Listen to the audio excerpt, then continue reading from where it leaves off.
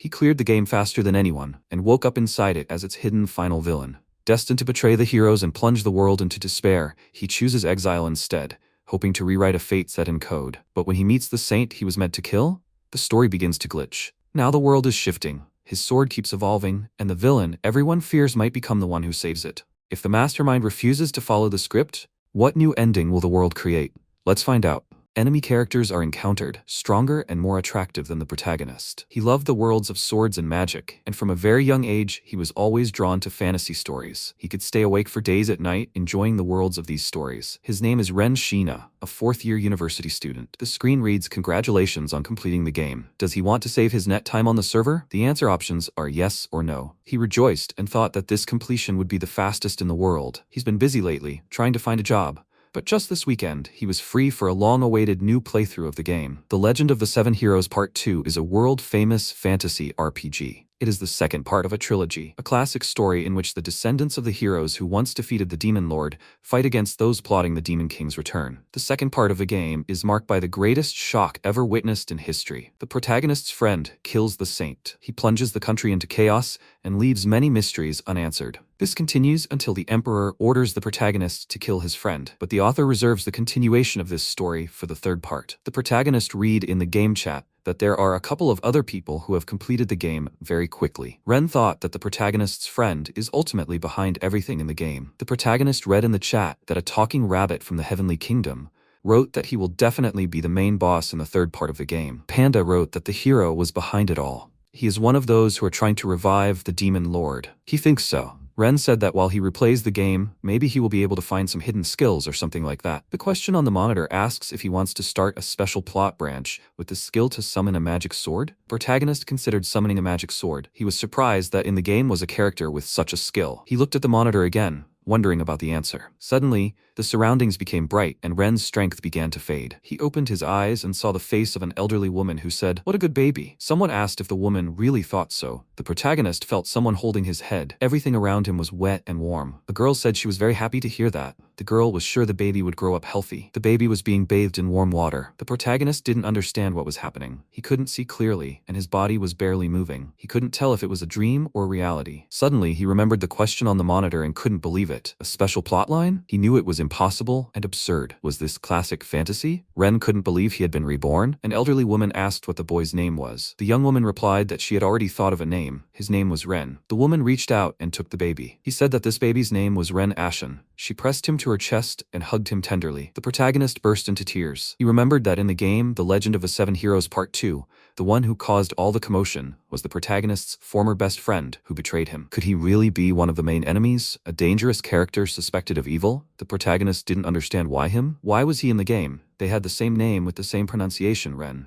So he felt a certain kinship. Why, of all the characters in the game, did the protagonist become the hero? Sometime later, a teenager is practicing swordplay. The protagonist confidently strikes his opponent, but is met with resistance. He flies off and falls to the ground. The man conducting the training battle said that you can't mindlessly jump on your opponent, otherwise you could end up in a similar situation again. The protagonist landed on his back and hit his head. The man laughed and sat down next to Ren. He asked if the protagonist was okay. The man said that was enough training for today. Ren lay on the ground and said, "Shame." Ren couldn't move his body at all. The man continued laughing. He said that Ren was doing great, even though he was only 7 years old. It was spring outside, and more than 7 years had passed since the protagonist's reincarnation. Now he was in the Western Elven continent, in a military state, the Leomel Empire. He lived in the wilderness, in an unnamed village. At first, the protagonist was very upset and couldn't accept the reality of the situation. A girl approached the baby in his crib and asked if he was waiting for his mother. While the protagonist lived in the baby's body for 6 months, he had practically come to terms with the situation. After feeding, his mother put the baby in his crib and said it was time for him to sleep. Ren still kept this a secret from his parents. His mother left the room, and the baby waved. After his reincarnation, Ren could see all his character information on his bracelet. This is the so-called status screen. It showed his name, Ren Ashen. His profession was the eldest son of the Ashen family, magic sword summoning. The art of summoning a magic sword. The skill level increases with the use of a summoned magic sword. Level 1, one magic sword can be summoned. Level 2, upon summoning, the user gains a minor physical ability enhancement effect. Level 3, wooden magic sword, allows the use of minor elemental magic attacks. The attack's range expands as the level increases. Iron magic sword, unlock conditions. Level 2 magic sword summoning skill.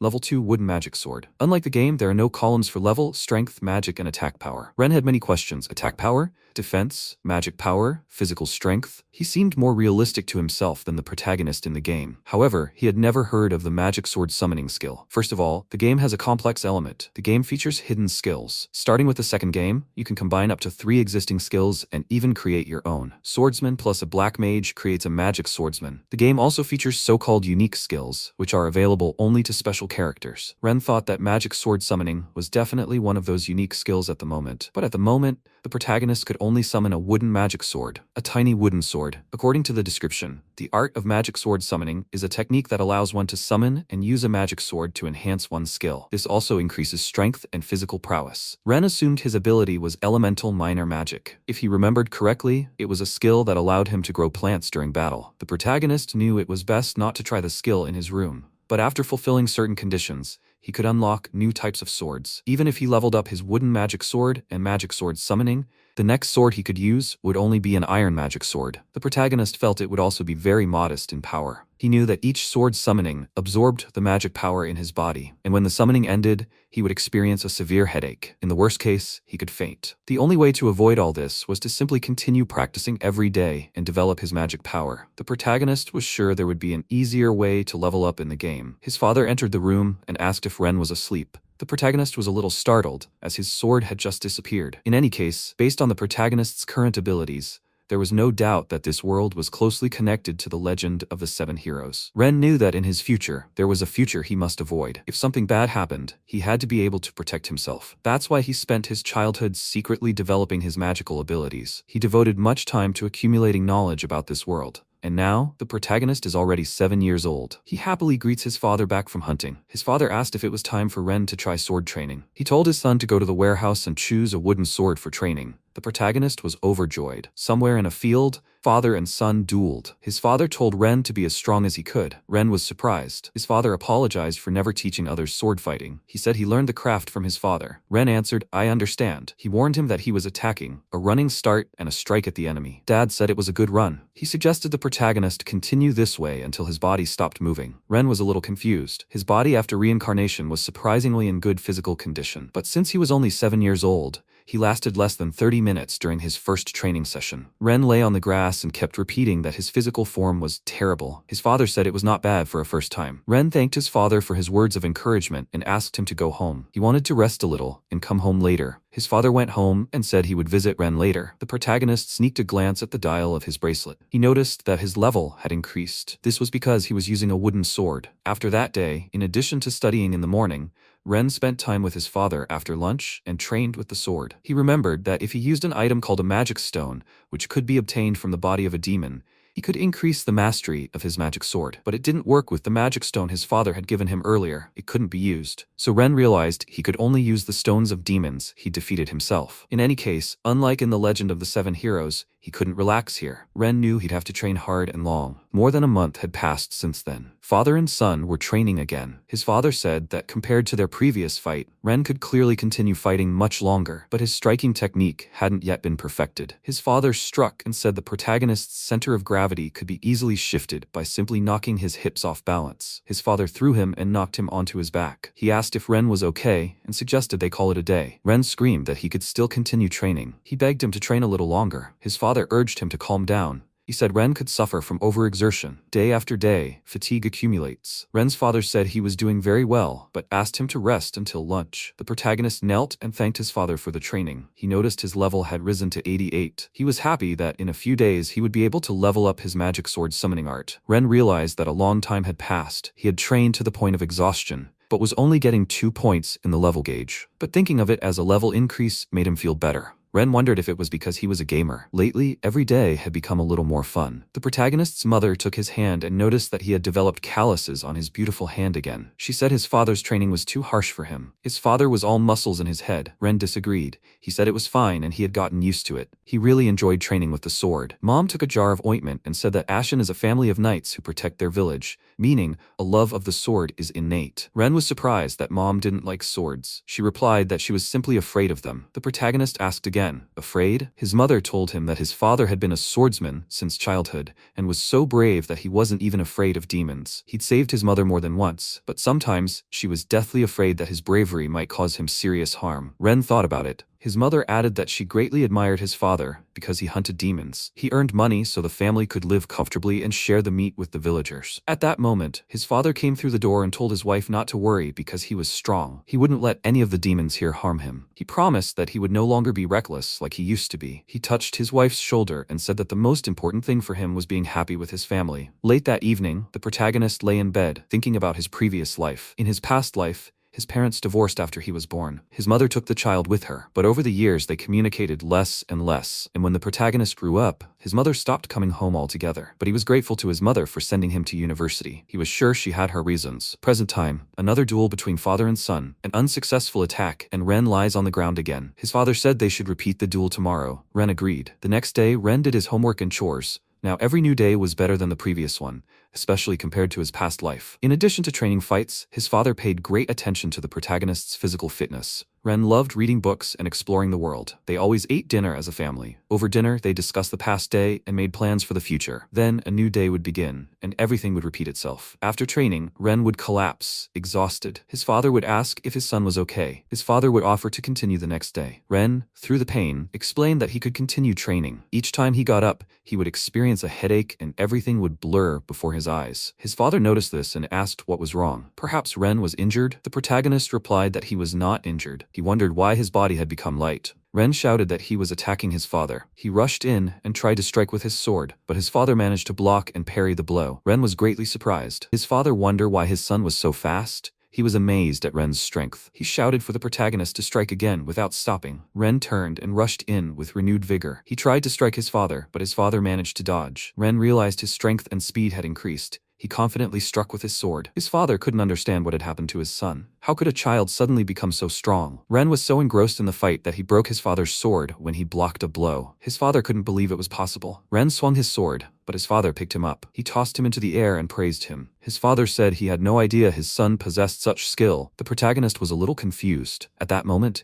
his mother came up and asked what happened. He turned around and said that he didn't know much because he didn't have the skills. But it seemed Ren's skill had improved during his training. He couldn't explain his son's sudden increase in strength any other way. The protagonist realized it was a slight enhancement of his physical abilities, something that should have become available to him at the next level. His father declared that Ren had no business in this small village. One day, he would go to the capital and become a famous knight. Mom said it was great. She wondered what skills Ren possessed. Dad looked a little sad and said that if he had the money, they could conduct a skills assessment at one of the churches in town. Ren smiled and said he didn't think such an assessment was necessary. It wouldn't be fatal if they didn't know the name of his skills. Dad asked if his son was being serious. He was sure every child wanted to know their skill. Mom asked if her son was being overly optimistic. Ren laughed and said that summoning a magic sword was a very rare skill, one that even he had never heard of. Therefore, it would be too much trouble if everyone found out. He said he just wanted to continue doing what he was doing and be at home. His parents smiled sweetly and looked at their son. Ren was sure that if things continued like this, he would leave the village very quietly and continue living in peace. Ren said he wanted to follow in his father's footsteps and be needed in the village rather than become a famous knight. If he and his father hunt demons together, they can earn more money. Then the village will become rich, and he will be able to help his father by force. His mother looked at her son silently. The last 7 years of the protagonist's life had been the happiest, more than his entire previous life. And all thanks to these people, his mother and father. The protagonist is no longer the same person he used to be.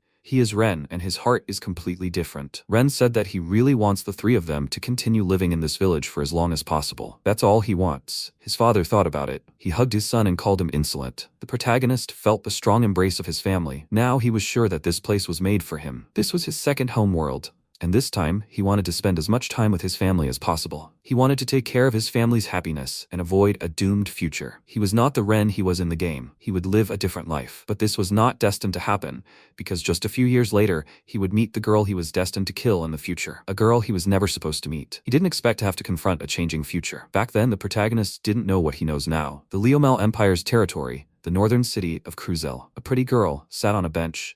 An elderly knight asked how the young lady was doing. The girl replied that she was simply bored after training. The knight turned his head to the side and said that, judging by the large number of soldiers lying on the ground, he no longer had suitable sparring partners. This knight's name was Weiss. The girl asked him where he was heading in armor. She clarified.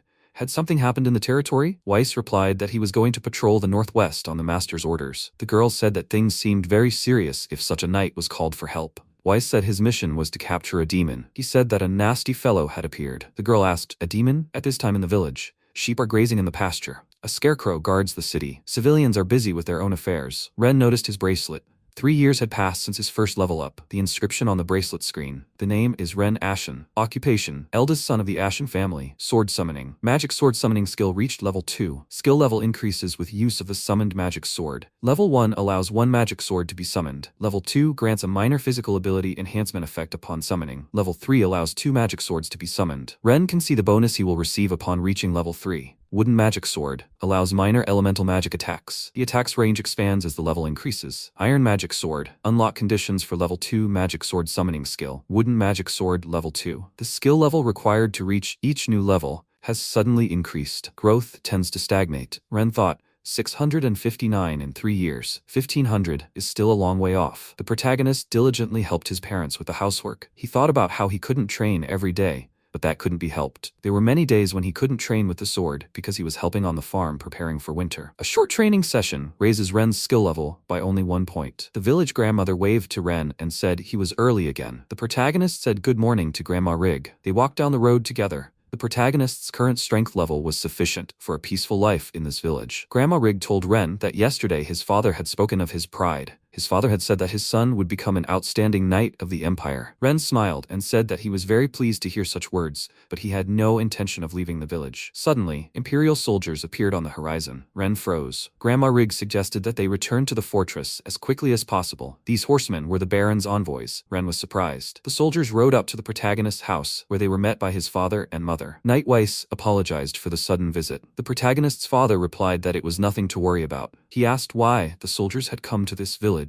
At that moment, the protagonist climbed over the fence. He wondered what the Baron's envoys were doing in the village. It was too strange. Ren thought this territory was ruled by a feudal lord, not a baron. Knights always had a noble boss, called a master. The protagonist's father is also a knight, whom the master entrusted to guard this village. Ren thought he'd never seen a knight in armor. He wondered if something had happened. His father carefully examined the scroll and asked about a demon threatening the area. Weiss replied that several villages had been attacked and there were casualties. According to eyewitnesses, it was a beast-like demon, swift as the wind. Weiss explained that they were combing the area for suppression. They still hadn't been able to track the demon down. The soldiers' needed to keep the villagers on their guard for a while. Ren wondered, a demon? A demon so powerful that an organized strike force had been sent to suppress it? Father asked Weiss what rank the demon was. Weiss replied that they were preparing to face a D rank. The protagonist's father repeated, D rank? Ren thought the demon's rank depended on the threat level. It was determined by a global, neutral organization, the guild. S rank is the highest, G rank is the lowest. As for D rank, it was the same rank as the early bosses in the game.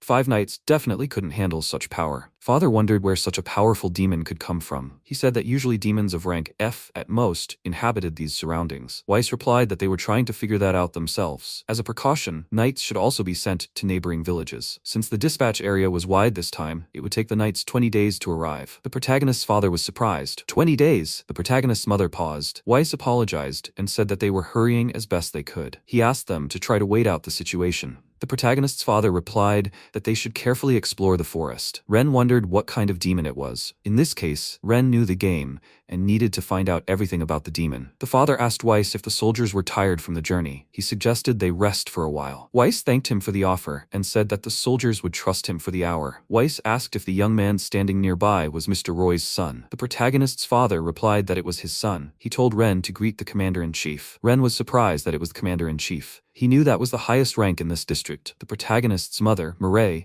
brought water for the horses. Mr. Roy treated the soldiers to wine. Weiss conversed with Ren. After a short rest, the soldiers left the village. Commander-in-Chief Weiss waved from a high hill. The villagers waved back. One of the soldiers told Weiss that Mr. Roy's son was also 10 years old. He was exactly the same age as the young lady. Weiss agreed. He said the protagonists seemed to have skill. If it weren't for the situation in the Empire, he would personally want to test his swordsmanship. Weiss said he hoped that until the situation was resolved, the villagers would be all right. When the soldiers disappeared behind the hill, Mr. Roy shouted with joy. He said that from now on, he would have plenty to do. Ren asked if he could see the list of wanted demons. The protagonist's father replied that it was best for his son not to worry about that. As for D-rank demons, there were times when he dealt with them alone. Ren asked, alone? His father replied that it had happened before Ren was born. The protagonist thought his father was strong, but the fact that he was stronger than 5 knights combined was surprising. Now Ren understood why he couldn't compare to his father. because he simply lacked the skill. The next day, his father went into the forest and returned with a huge net. He opened the net and many boars fell out. Ren was surprised that the nets were full again today. His father replied that he had made a decision and would hunt more than usual for a while. The meat of the small boars from this area was delicious. Sometimes other demons came to eat the boars. Ren replied that he understood that this was necessary to keep the demons at bay. To do this, they needed to reduce the number of easy-to-catch boars. His father replied that his son had understood correctly. He said that they would need to examine the feces, tracks, and paths the boars used to calm their nerves. It was still unclear whether the demon would appear in front of the house in the forest. Ren replied that he understood everything. His father took the net and went into the forest again. Usually, his father hunted until noon.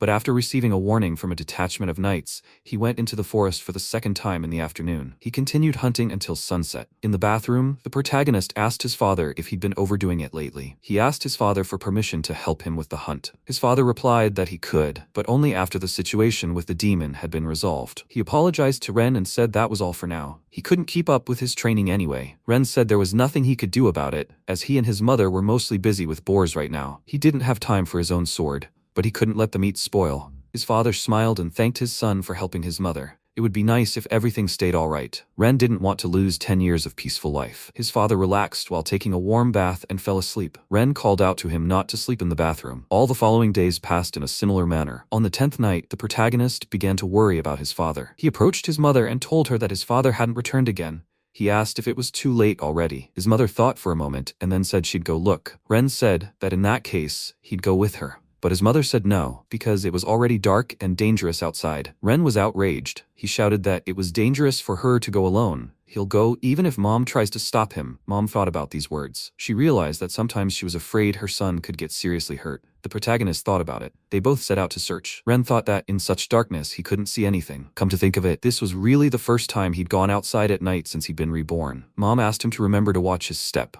She pointed to the side and asked Ren if he could see that light. She said it was the entrance to the forest and 2 torches hanging on the bridge. Ren should hear the sound of water. It was the river that separated the forest from the village. Mom asked him not to fall. The protagonist replied that he would be careful. His eyes gradually adjusted to the darkness. Mom said they could only go as far as the bridge because there might be demons further in the forest. She looked closely and saw her husband sitting under a tree beyond the bridge. She raised the torch, waved, and called out to her husband. He sat there motionless. Then he turned his head, and Ren said it was indeed Dad. Mireille was relieved that her husband was okay. Ren was alarmed that his father was sitting in such a place. His mother told him to stand on this side of the bridge, and she ran to her husband. Ren couldn't stand alone and ran after his mother. When Mireille ran to her husband, she asked if he was okay. When her eyes adjusted to the darkness, she noticed that her husband was badly injured. He had a large wound on his stomach and blood was streaming down his face. Ren, his face terrified, called out for his father. A full moon shone in the sky. His wife and son were sitting near the body of the seriously wounded man. Mireille kept telling Roy to hold on. The sound of a broken branch was heard in the darkness. The protagonist understood that the situation was hopeless. He turned sharply toward the forest, pulled out a torch, and clutched his sword. Ren peered intently into the darkness. A huge monstrous face appeared in the depths of the thicket. The monster lunged at Ren and his mother. The protagonist managed to cross his torch and sword in his hand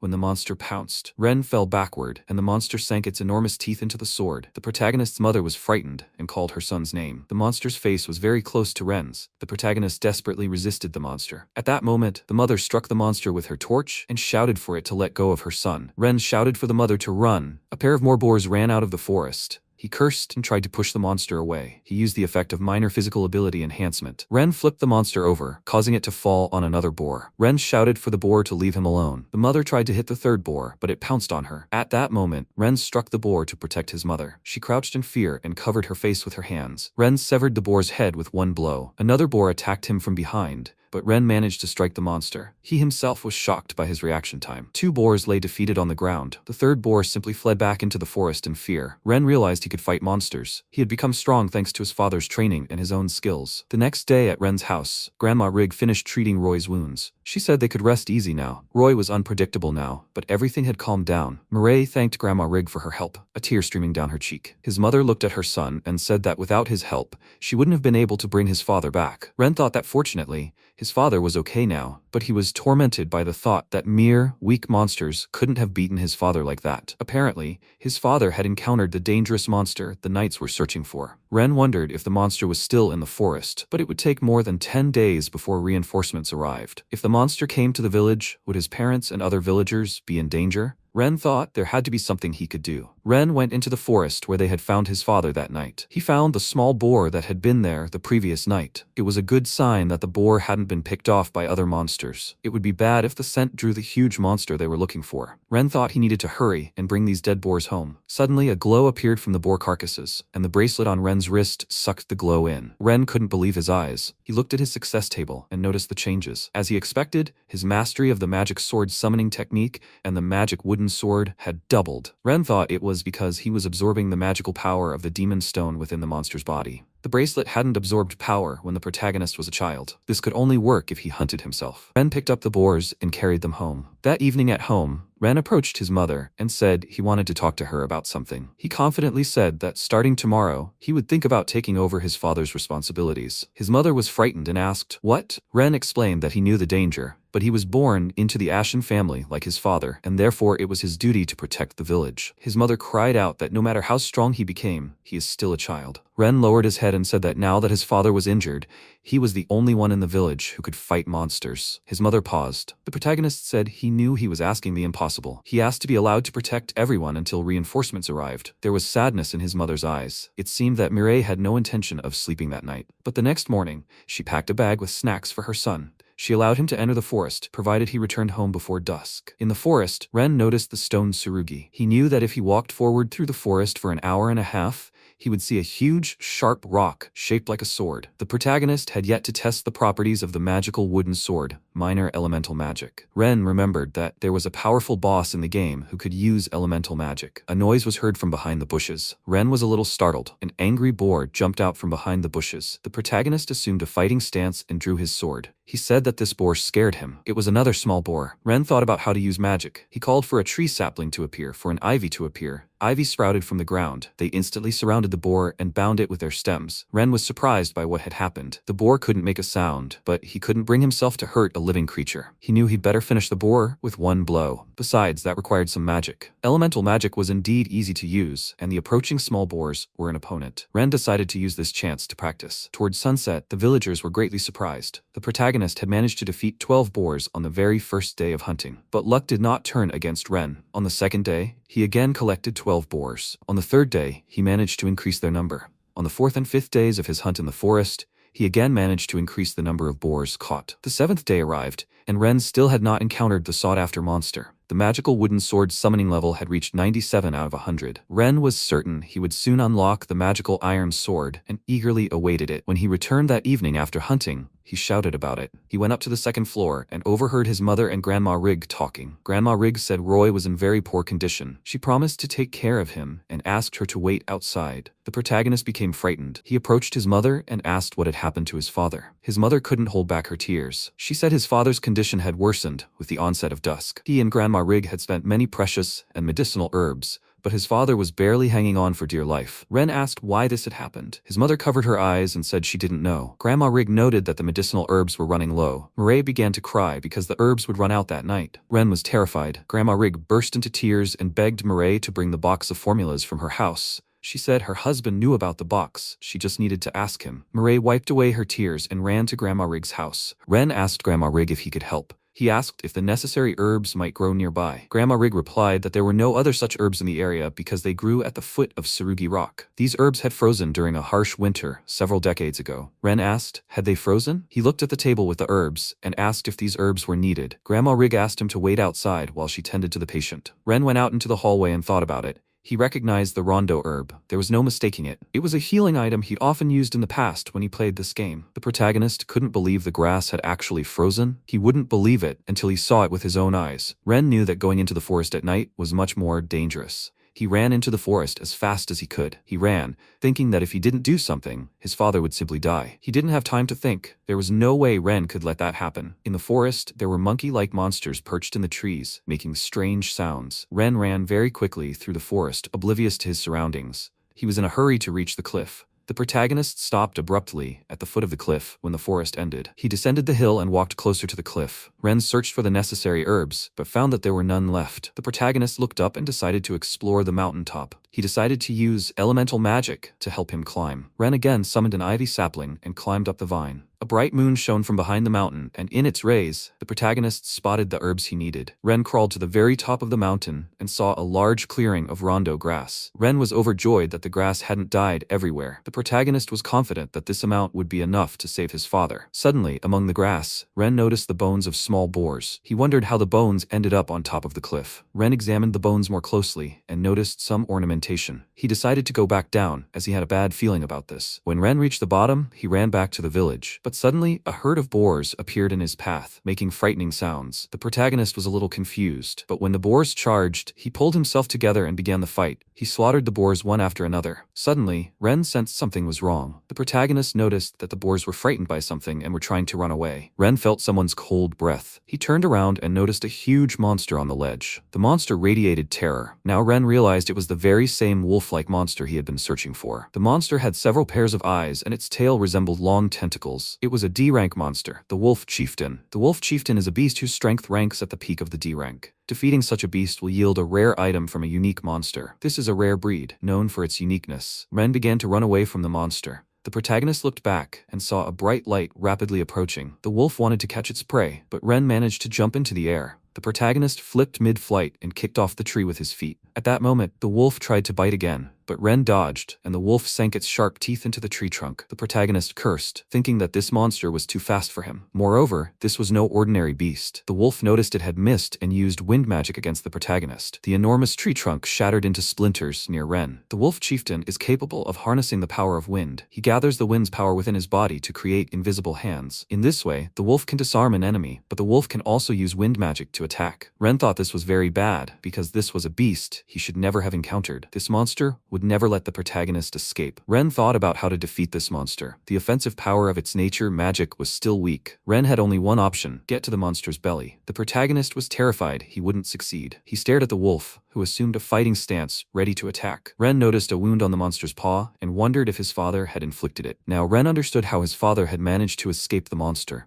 The reason the monster hadn't attacked the village yet was because of that wound. Ren was certain his father had fulfilled his duty as a knight. Now, it was up to him to finish the job. Ren couldn't die without a fight. The wolf slowly approached its prey, growling loudly. The protagonist wondered if it was wind magic, but he had to remain calm and find the right way to win. Ren decided to use nature magic. He summoned ivy shoots, which instantly grew into a wall. The protagonist lured the wolf into the plant, immobilizing the monster. The monster resisted. Ren needed to immobilize the monster for at least a moment to strike. While the wolf was bound by vines, Ren swung his sword. The protagonist struck, but the sword in his hand shattered into pieces. The wolf made an inarticulate sound, and Ren stared at the sword handle. Ren wondered if he could summon the sword again. He noticed the wolf had begun a counterattack. A new sword appeared from the ground, a young sapling attached to it. Ren felt a headache. He remembered that resummoning required too much mana. Could this be because of trying to summon a broken sword? A magic sword? The protagonist clutched his head. Suddenly, he felt the wolf grab his body with its teeth. Ren, not losing his composure, struck the monster's wounded paw. The pain caused the wolf to throw the protagonist aside,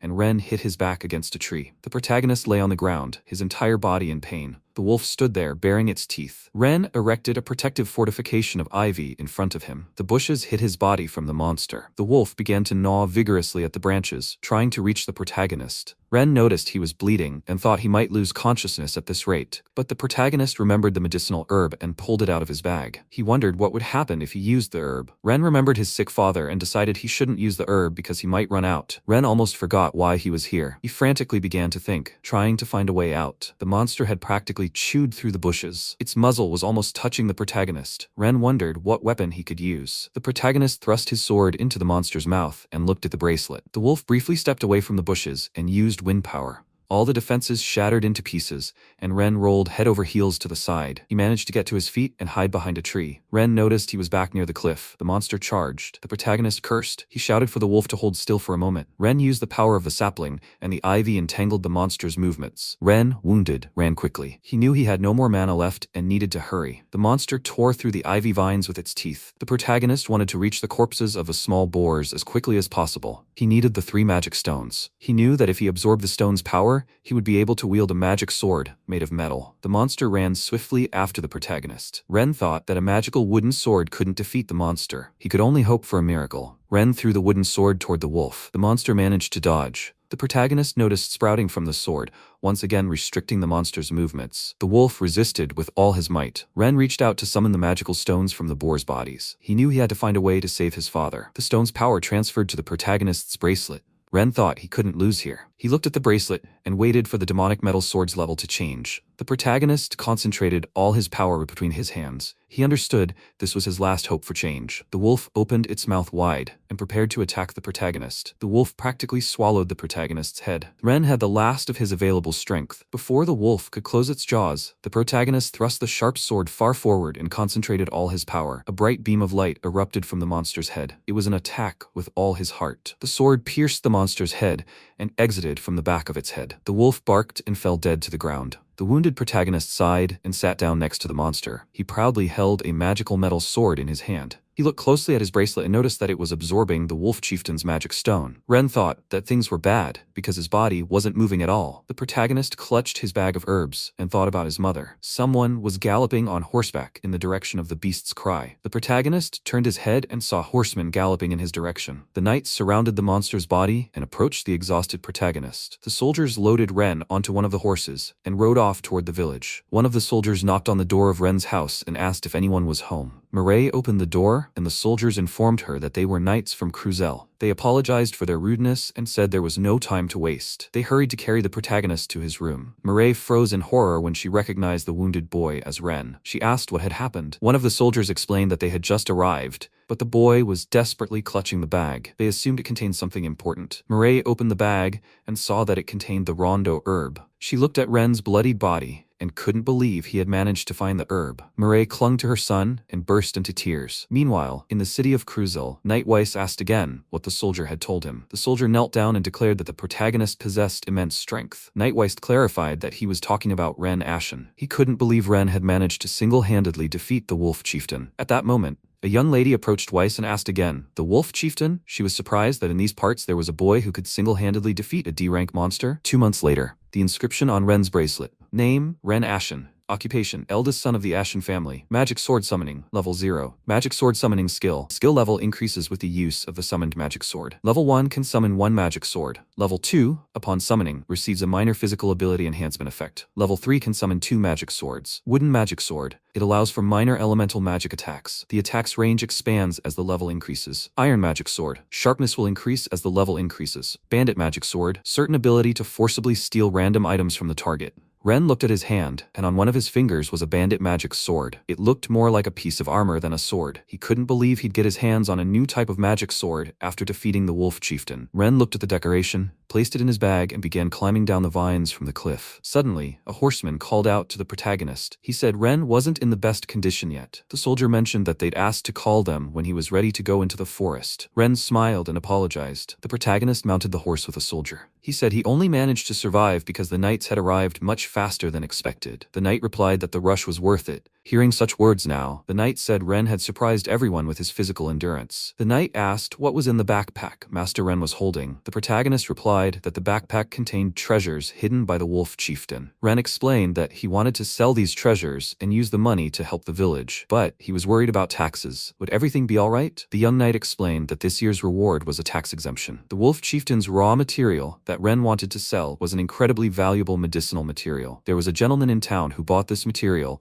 at a price higher than the market. Ren was overjoyed that the village would have the opportunity to prosper for the next few decades. At home, the protagonist's father said he had heard about the treasures Ren had found. His father declared that Ren had achieved great things. Ren replied that it wasn't just him. He was only able to defeat that monster thanks to everything his father had taught him. His father smiled and replied that Ren was as selfless as ever. He asked his son if there was anything he wanted. Ren replied that he had caught his eye with a beautiful stone and asked his father to give it to him. The protagonist didn't want to make a mistake, but it was the Pearl of Salacia. Even among all the rare items the wolf chieftain had dropped, this one was still considered extremely rare. There was something Ren wanted to know. He'd mentioned wanting to take the bracelet too. His father had agreed. The protagonist thought he could now wear the bracelet openly. His father had said Ren had been reckless. He'd made his parents worry. His father stroked his son's hair and praised him for doing well. He said his son was putting his life on the line to save everyone. Ren smiled when he heard his father's words. After a long time in the nameless village, peace had finally returned. Birds sat in the trees and sang. The protagonist's mother was hanging laundry out to dry, and Ren was helping her with the chores. An unfamiliar young lady sat on the fence under a tree. She looked mysteriously in the protagonist's direction. Ren wondered who this sweet girl was. He hadn't seen her in this village before. The young lady asked if his name was Reincarnation. The protagonist replied that it was. He had a strange feeling that he had seen this girl somewhere before. It was a fateful meeting and the beginning of a new story. The gears of fate began to turn. This meeting was predetermined. The young lady said she had always wanted to meet the protagonist. The young lady wielded swords confidently. She threw one of the swords at Ren's feet. The protagonist was a little surprised. The young lady asked how the protagonist's wounds were. Ren lowered his pelvis to the ground and said that the wounds had healed. He asked how the young lady knew him, but picked up his sword. The young lady smiled sweetly and offered to begin a duel. Ren asked again, "What?" The young lady swung her sword and prepared to attack. She struck first, but Ren managed to block it. The young lady tried to strike again, but Ren moved around her so quickly that she lost sight of him. She said it was incredible. She said Ren was an excellent swordsman, despite being behind. Ren asked why the young lady had suddenly started the duel. He realized that this lady was very experienced. He had tried to warn her, but the lady told him not to worry because the blade was dull. Ren thought that was not the case at all. Did this lady plan to have this duel? This duel would become problematic if one of the two got injured, but it couldn't be helped. The protagonist decided to end it and went on the attack. The young lady became confused and fell to the ground after the attack. Ren leaned over her and declared that he had won. The young lady muttered something unintelligible. Ren asked again, "What did she say?" The lady closed her eyes and screamed that he was too close. The protagonist jumped up and apologized. The young lady stood up and announced there would be another fight and asked to have her sword ready. Ren asked if they would fight again. The lady replied that she had not yet conceded defeat. Ren didn't understand what was happening. Suddenly, a voice rang out and said, "Princess, enough." Ren turned towards the voice and recognized the warrior as Weiss. Ren wondered why Weiss was here. The young lady obediently lowered her sword and asked permission to explain. The young lady curtsied, took out a letter, and announced that she had arrived in the village with a message for the Ashen family. She said that because of the victory over the wolf chieftain, her father spoke highly of the Ashen family. She wanted to express his high expectations for Ren Ashen's future. Ren couldn't believe it. The young lady said that her name was Lucia Clausel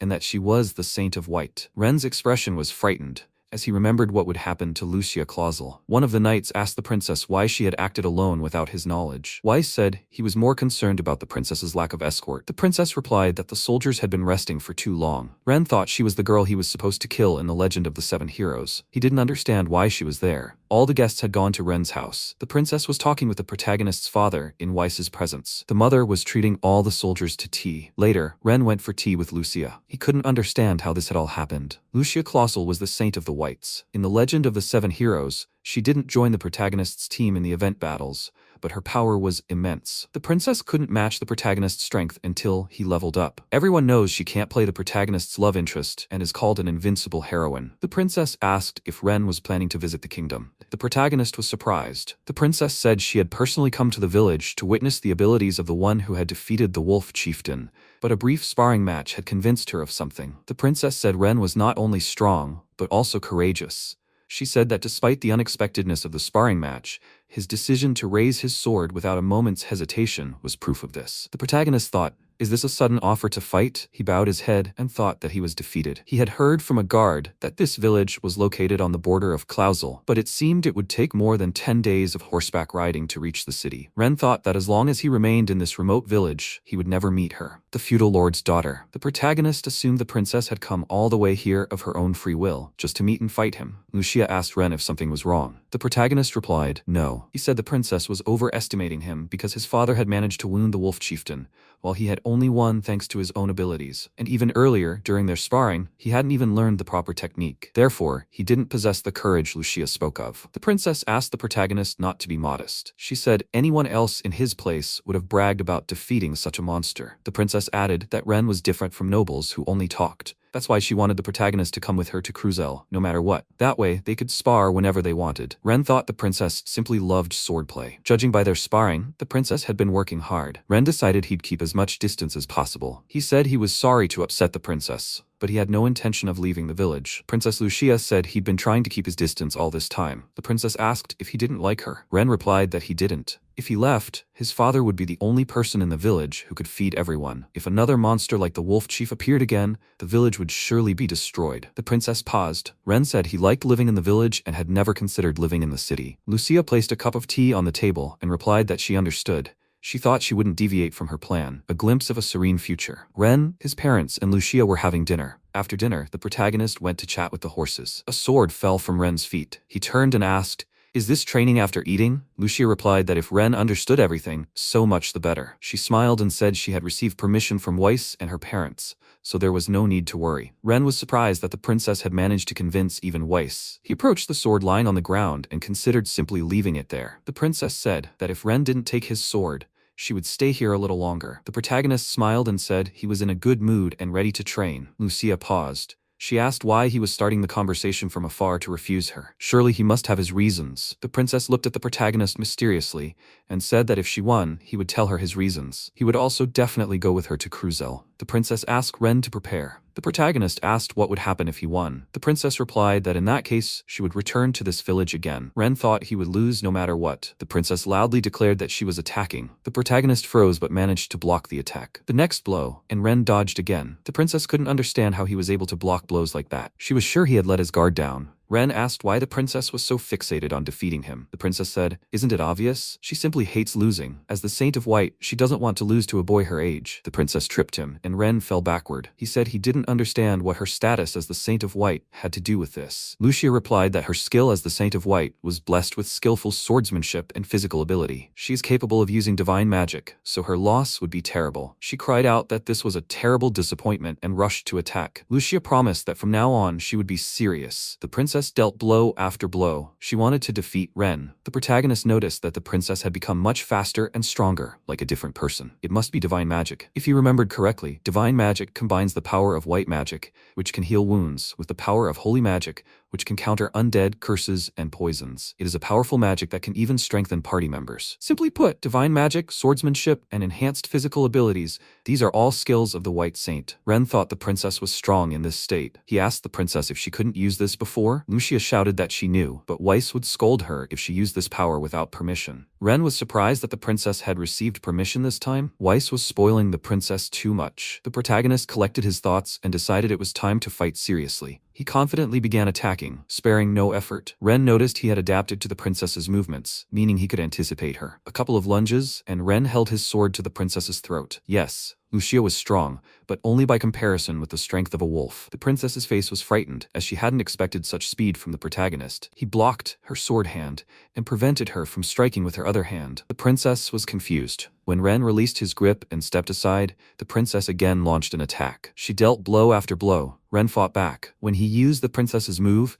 she somersaulted and fell backward. She lay helpless on the ground, with the sword at her throat. Ren confidently declared that victory was his. Lucia remained silent, not understanding what had just happened. She refused to give up and leaped to her feet again. Ren instantly jumped aside. He hadn't expected Lucia to find the strength to continue the fight. The princess declared that she hadn't lost yet. Ren was surprised, hadn't she? Swords clashed again. Suddenly, applause was heard. Ren and Princess Lucia turned their heads. The knight declared that the boy had done an excellent job. His skill was simply incredible, especially at such a young age, to defeat the young lady and her divine magic. Weiss said he wasn't at all surprised to learn that the protagonist had defeated the wolf chieftain single-handedly. In addition to Lord Roy's training, Ren must have put in a lot of effort to become so strong. Ren was a little surprised when he noticed Weiss-sama. Weiss remarked that his young lady had fully experienced the young man's strength. It would be wonderful if after this duel, the princess returned to the residence and felt more motivated. Lucia looked away from Weiss, a blush appearing on her cheeks. The princess bowed her head to Ren and apologized for suddenly disturbing him. But this duel had been a great experience for her. Ren replied that the feeling was mutual. After all, it had been a great experience for him too. Lucia turned and headed toward the house. She said she would leave first and rest. Weiss apologized to the protagonist and said he hoped for the princess's forgiveness. The knight said he would be sure to convey to the barons that the Ashen family had shown them warm hospitality. Ren said he had done nothing special. Weiss said he could argue with him. Lately, his subordinates, even those the same age as the princess, were completely unable to cope with the young lady. She had become unruly, and this duel should serve as a good lesson. If possible, Weiss would have preferred to stay in the village for a couple more days to give the two of them time to train. The protagonist silently pleaded not to stay. Weiss said they should set out tomorrow morning. The young lady had personally arranged with her father and had come to this village to run several errands. Ren was a little surprised. Weiss continued that the princess was visiting villages in the area on behalf of the Baron. She was tasked with clearing up the mess caused by the recent incident. Ren thought it remarkable to be able to play the role of a feudal lord's deputy at her age. As he had expected, she wasn't just some arrogant girl. The princess excelled in both military and verbal arts. In The Legend of the Seven Heroes, Lucia boasted top marks at the academy. Ren thought the princess was a bit overbearing and difficult to understand, but perhaps deep down, she was a straightforward and good person. The protagonist couldn't understand why the game had ended like this. He remembered how the game hadn't talked much about their childhood. Ren hadn't expected to meet the princess so early. Early morning in the village, Princess Lucia lay in bed, thinking about how she hadn't been able to sleep all night. She couldn't just give up. The princess sat down at the table and wrote a note. Weiss read it and was surprised that the letter was addressed to a boy. The princess replied that she wanted to give it to him before leaving. She also wrote a letter of gratitude for the Ashen family. She thought her desire to invite Ren to Crucial would be easier to express on paper. She asked Weiss what he thought about it. Weiss read everything carefully, trying to find the right words. Lucia asked where she'd gotten it wrong. Weiss answered honestly that the letter resembled a love letter. The princess asked again, "A love letter?" Weiss agreed. He gave an example of a line from the letter where she wrote that the passion she felt for the protagonist exceeded what she felt before meeting him. Lucia explained that she'd meant every word. She meant that the unique boy from rumors turned out to be even more amazing in person. Weiss said he understood everything, but it sounded more like a letter from a girl desperately in love. The princess was greatly surprised. Weiss continued to give examples of lines that could be misunderstood. The princess wrote that valor, courage, and gallantry resonated with her and urged her not to give up. Lucia declared that it was true. She said that if Ren demonstrated his superior swordsmanship, everyone would want to spar with him again and again. Weiss said it sounded like a country girl just seeing a hero. Lucia reread her letter again. She blushed and agreed with Weiss's criticism that it looked like a love letter. She couldn't understand why it had turned out that way. She was used to writing administrative letters, and this was her first personal letter. The princess put the letter in her bag. She decided to dispose of it when they left the village. The knights and the princess were leaving the village. The meeting ended in a show of intense confrontation. The princess obediently left the village, but a sudden gust of wind snatched the letter she had intended to destroy from her bag. At the time, the princess didn't even realize it. Ren went for a walk toward a lonely cliff. He hadn't yet tested the bandit's magic sword and intended to do so in the privacy of his own home. Ren noticed an eagle flying overhead and waved his finger, which was adorned with a bandit's magic sword. The eagle lit up for a second, but flew away. An eagle feather landed in the protagonist's hand. Ren said that he had managed to steal the feather from the bird. Later, Ren noticed two birds chirping loudly and arguing over some paper. The protagonist wondered what it could be. With a flick of his wrist, he stole the paper from the birds. When he opened the paper, he realized that it was a letter. He decided to read the letter and was very surprised to find that it was a love letter, another trick of fate. This was news carried by the wind. Was it a love letter? Ren read that someone was inviting him to Cruzel. He wondered if it was a high-quality piece of parchment. If he read carefully, the author mentioned someone's swordsmanship. Perhaps this was the letter she wanted to write him? But why was there a letter in the forest? Ren heard the sound of an approaching horse. When he turned, he noticed horsemen, but these weren't knights from Weiss Salma's squad. The protagonist quickly tucked the letter into the inside pocket of his jacket. Ren noticed the crest depicted on the knight's armor. This crest was different from Klausel's. Perhaps these were knights from other domains? The horsemen surrounded the protagonist, and one of the horses was reared to intimidate them. One of the knights asked Ren if he was a resident of the village ruled by the Ashen family. Ren answered yes. He asked who these people were. The knight lifted his visor and replied that they had a message approved by Viscount Givens. They had come to deliver the message. The knight asked the protagonist to lead them to the Ashen family estate. Ren wondered, Viscount Givens? If he remembered correctly, there was an estate a little to the north belonging to nobles unrelated to the Ashen family. Ren quickly assessed the situation and realized these men had a message from someone higher than a baron. Therefore, he couldn't ignore their request. Ren replied that he would escort the knights to his home. The knight asked again, his home? It all happened the moment Lucia left. What could have happened this time? The protagonist kept his word and escorted the knights to his home. The knight removed his helmet and walked inside with a proud expression. The knight delivered the message to the protagonist's father. Ren himself, with a two-man guard, remained outside. The knight emerged from the house and said he hadn't expected this young man to be Ren Ashen. He added that the Viscount had a message for him as well. Ren asked again, a message for him? The knight said that the Viscount Viscount had highly praised the protagonist's abilities, and he would like to hire Ren to work at his residence. Ren was surprised. One of the bodyguards informed the knight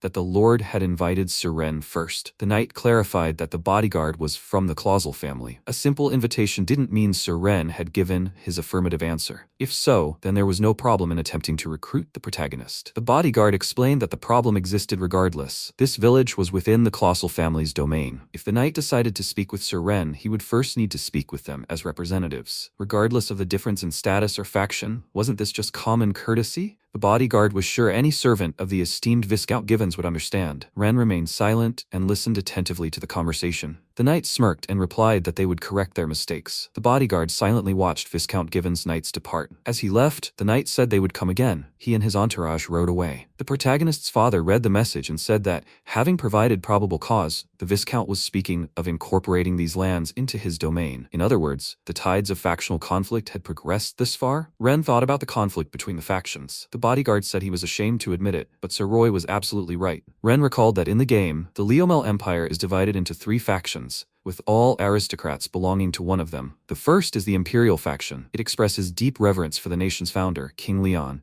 and believes that only the Imperial family can rule the country. The second is the Hero faction. It consists of those who created the heroes, who once defeated the Demon King. The faction is controlled by the 7 major noble houses and is considered the protagonist's faction from the legend of the 7 heroes. Even Viscount Givens belongs to the Hero faction. Many believe the power of the Imperial faction should be limited, to make the Leomel Empire more free and democratic, and to eliminate social inequality. The third faction is neutral. This group consists of pacifists who dislike conflict and respect both dominant factions. Baron Clausel also belongs to the neutral faction. Ren asked if transferring a village to another nobleman could be so easily accomplished. The bodyguard replied that this was rare in border villages, but if all parties involved agreed, it would be possible. Sir Roy wondered what the point of taking over a small village like this was. The bodyguard said he wasn't sure, but suspected there might be some underlying strategy at work. Viscount Givens might have ulterior motives. The second bodyguard remarked that many hoped to attract the Clausel family. The Baron was an excellent aristocrat, and the presence of the Saint of the Whites played a significant role. Ren decided he didn't want to get caught up in this power struggle, rife with conspiracies. Since the Ashen family serves the Clausel family, they can't remain completely on the sidelines. There's a possibility they're already involved in something unimaginable. Ren thought he didn't know Viscount Givens' intentions, but caution wouldn't hurt. He approached his father, explaining that the letter stated the Viscount wanted to annex the village, as well as the station knights, to compensate for his lack of military power. The protagonist suggested that the lack of military power was related to the Wolf Chieftain incident. His father replied that most likely, that incident was so unusual as to be considered an anomaly. Aside from that incident, there had been no mention of the Ashen family experiencing a military shortage. Ren considered this. He'd previously heard from Weiss-sama that if damage was caused within a territory by monsters, the feudal lord of that domain could be punished for sending ineffective troops again. The bodyguard agreed. He said that, ultimately, defending the territory was the feudal lord's responsibility. Ren suggested that, following this logic, given that the area and neighboring villages had suffered significant damage, was there a possibility that the Clausel family would be punished? Perhaps that was precisely what Viscount Givens was aiming for. His father asked what Ren meant. He clarified that his son meant that the Viscount was trying to frame Baron Clausel and take advantage of the recent unrest. Ren replied that this was precisely the case. The Viscount could pretend to protect the impeached Baron,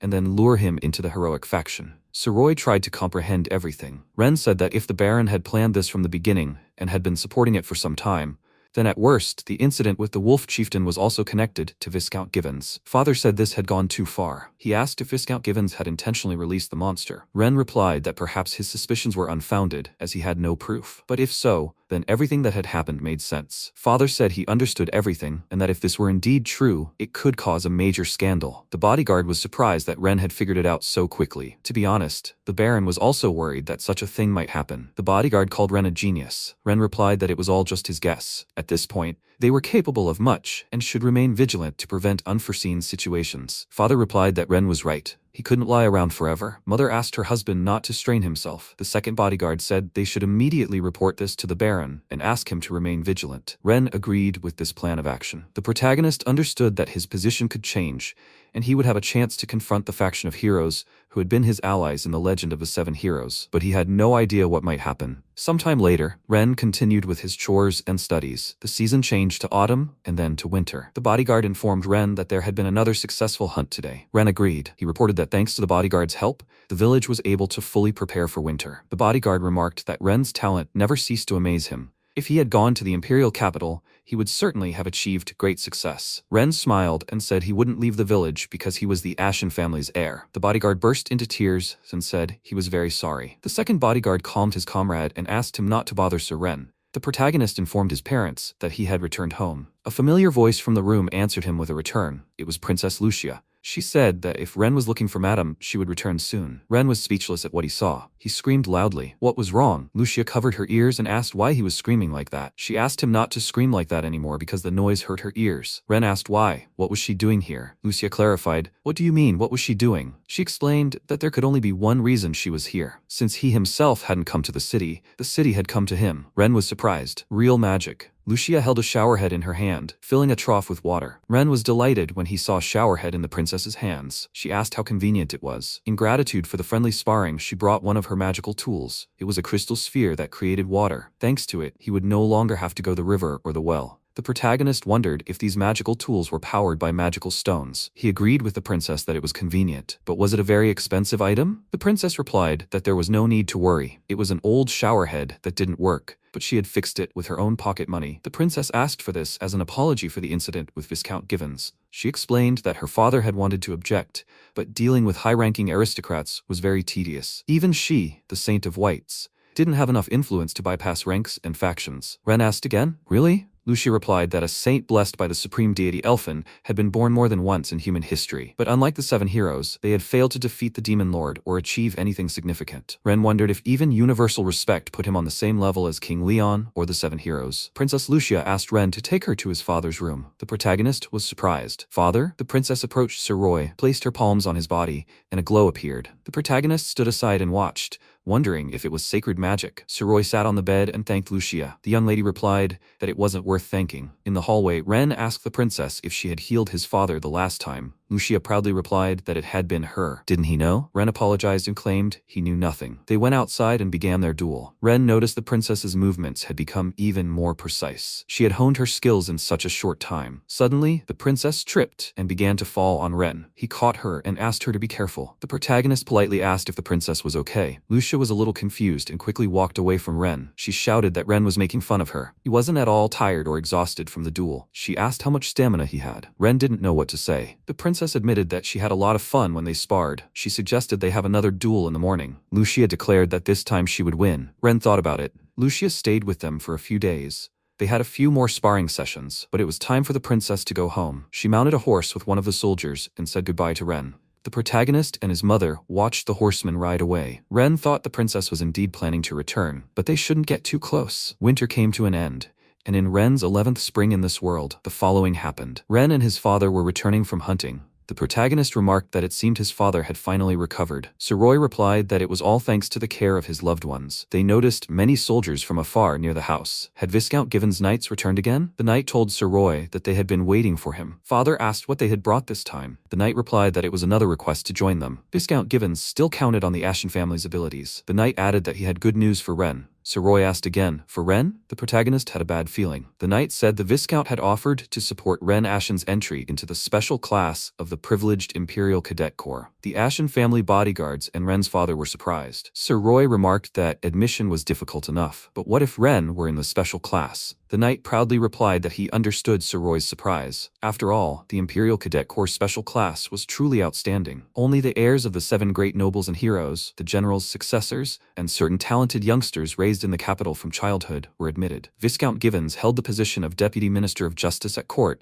and could send a letter of recommendation. The knight asked Ren if he wanted to showcase his talent at court. Ren confidently replied, "No, thank you." The knight asked what the protagonist had said. Ren reiterated his reluctance to leave the village. The knight was indignant and shouted, "Why doesn't Ren want to become a nobleman? After all, he'll be given a noble title after completing his studies." Ren was certain he didn't want to leave at all. The Imperial Cadet Corps is the central setting for the legend of the 7 heroes. The protagonists belong to a special class. It wouldn't be an exaggeration to say that joining the Corps would reduce his future to the game's plot. Ren apologized to the knight and said that he saw his calling in helping with the chores here in the village. The knight was greatly surprised. He turned to Sir Roy. The knight asked if he didn't want his son to receive a title. Sir Roy apologized and said it would be good to send his son to the imperial capital to study and see the world. But that decision was Ren's. Furthermore, Sir Roy was honored to serve the Clausel family as his ancestors had for many generations. He will write a reply to Viscount Givens himself. Sir Roy asked the knight to deliver the letter to the Viscount. The knight's face was angry, as he hadn't expected such a response.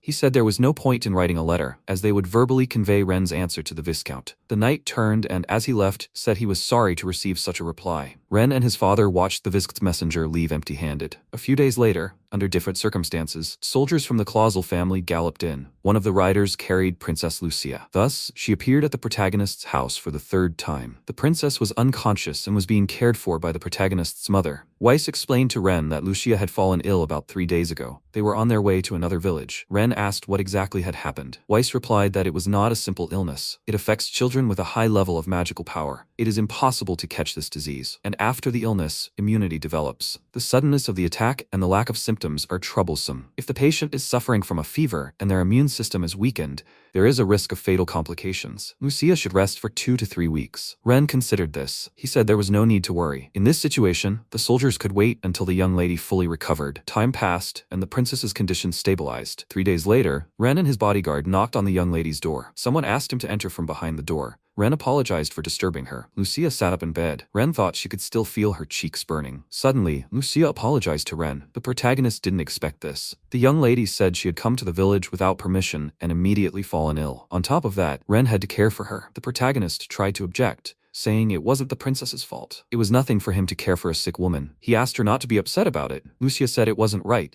She said the trip was meant to demonstrate the family's resolve to Viscount Givens. They planned to visit more villages than usual. Lucia wiped the tears from her face and said that even her influence was limited, like a saint. She wanted to show how tightly knit the Clausel family was. She was angry with herself. Ren thought about it. He said that at her age, Lucia was already thinking about her position and responsibility. The princess said she couldn't do anything. Tears rolled down her face. She said she could never defeat Ren. She was just a petty, annoying brat. She was ruining her late mother's name. Ren asked, "Mom?" Lucia sniffled and said that Mom was so happy when she found out she was a saint of the whites. Mom always said she had a great future ahead of her. She even said so on the day she died of illness. Lucia had only seen her mother in portraits, and she had never heard her voice. Every time Lucia wore this suit and fought, she felt her mother's support. It was said that the young lady's mother had worn this suit when she was a child. Ren wondered if it was a memento for the princess, something he hadn't even known. Lucia said she had tried to live up to everyone's expectations, but it had all been in vain. She said this visit would be her last. The protagonist froze. Lucia said she had heard that Ren had refused to join the Imperial Cadet Corps at Viscount Givens's invitation. Ren and Sir Roy had proven their loyalty to the Clausel family many times, and she couldn't act like a spoiled brat anymore. Ren paused. Lucia said she had already spoken with Weiss and was very sorry for causing so much trouble for the protagonist's family. She was sincerely grateful for everything they had done for her. Ren thought this girl had a very pure soul. The only one hiding something was him. Could this really be the end? They were both lost in their thoughts. Suddenly, Lucia said she needed to write a letter to her father. The lady asked if she could borrow some ink, as hers had run out on the way here. Ren replied that the stationery was inside the box on his desk. He asked her to feel free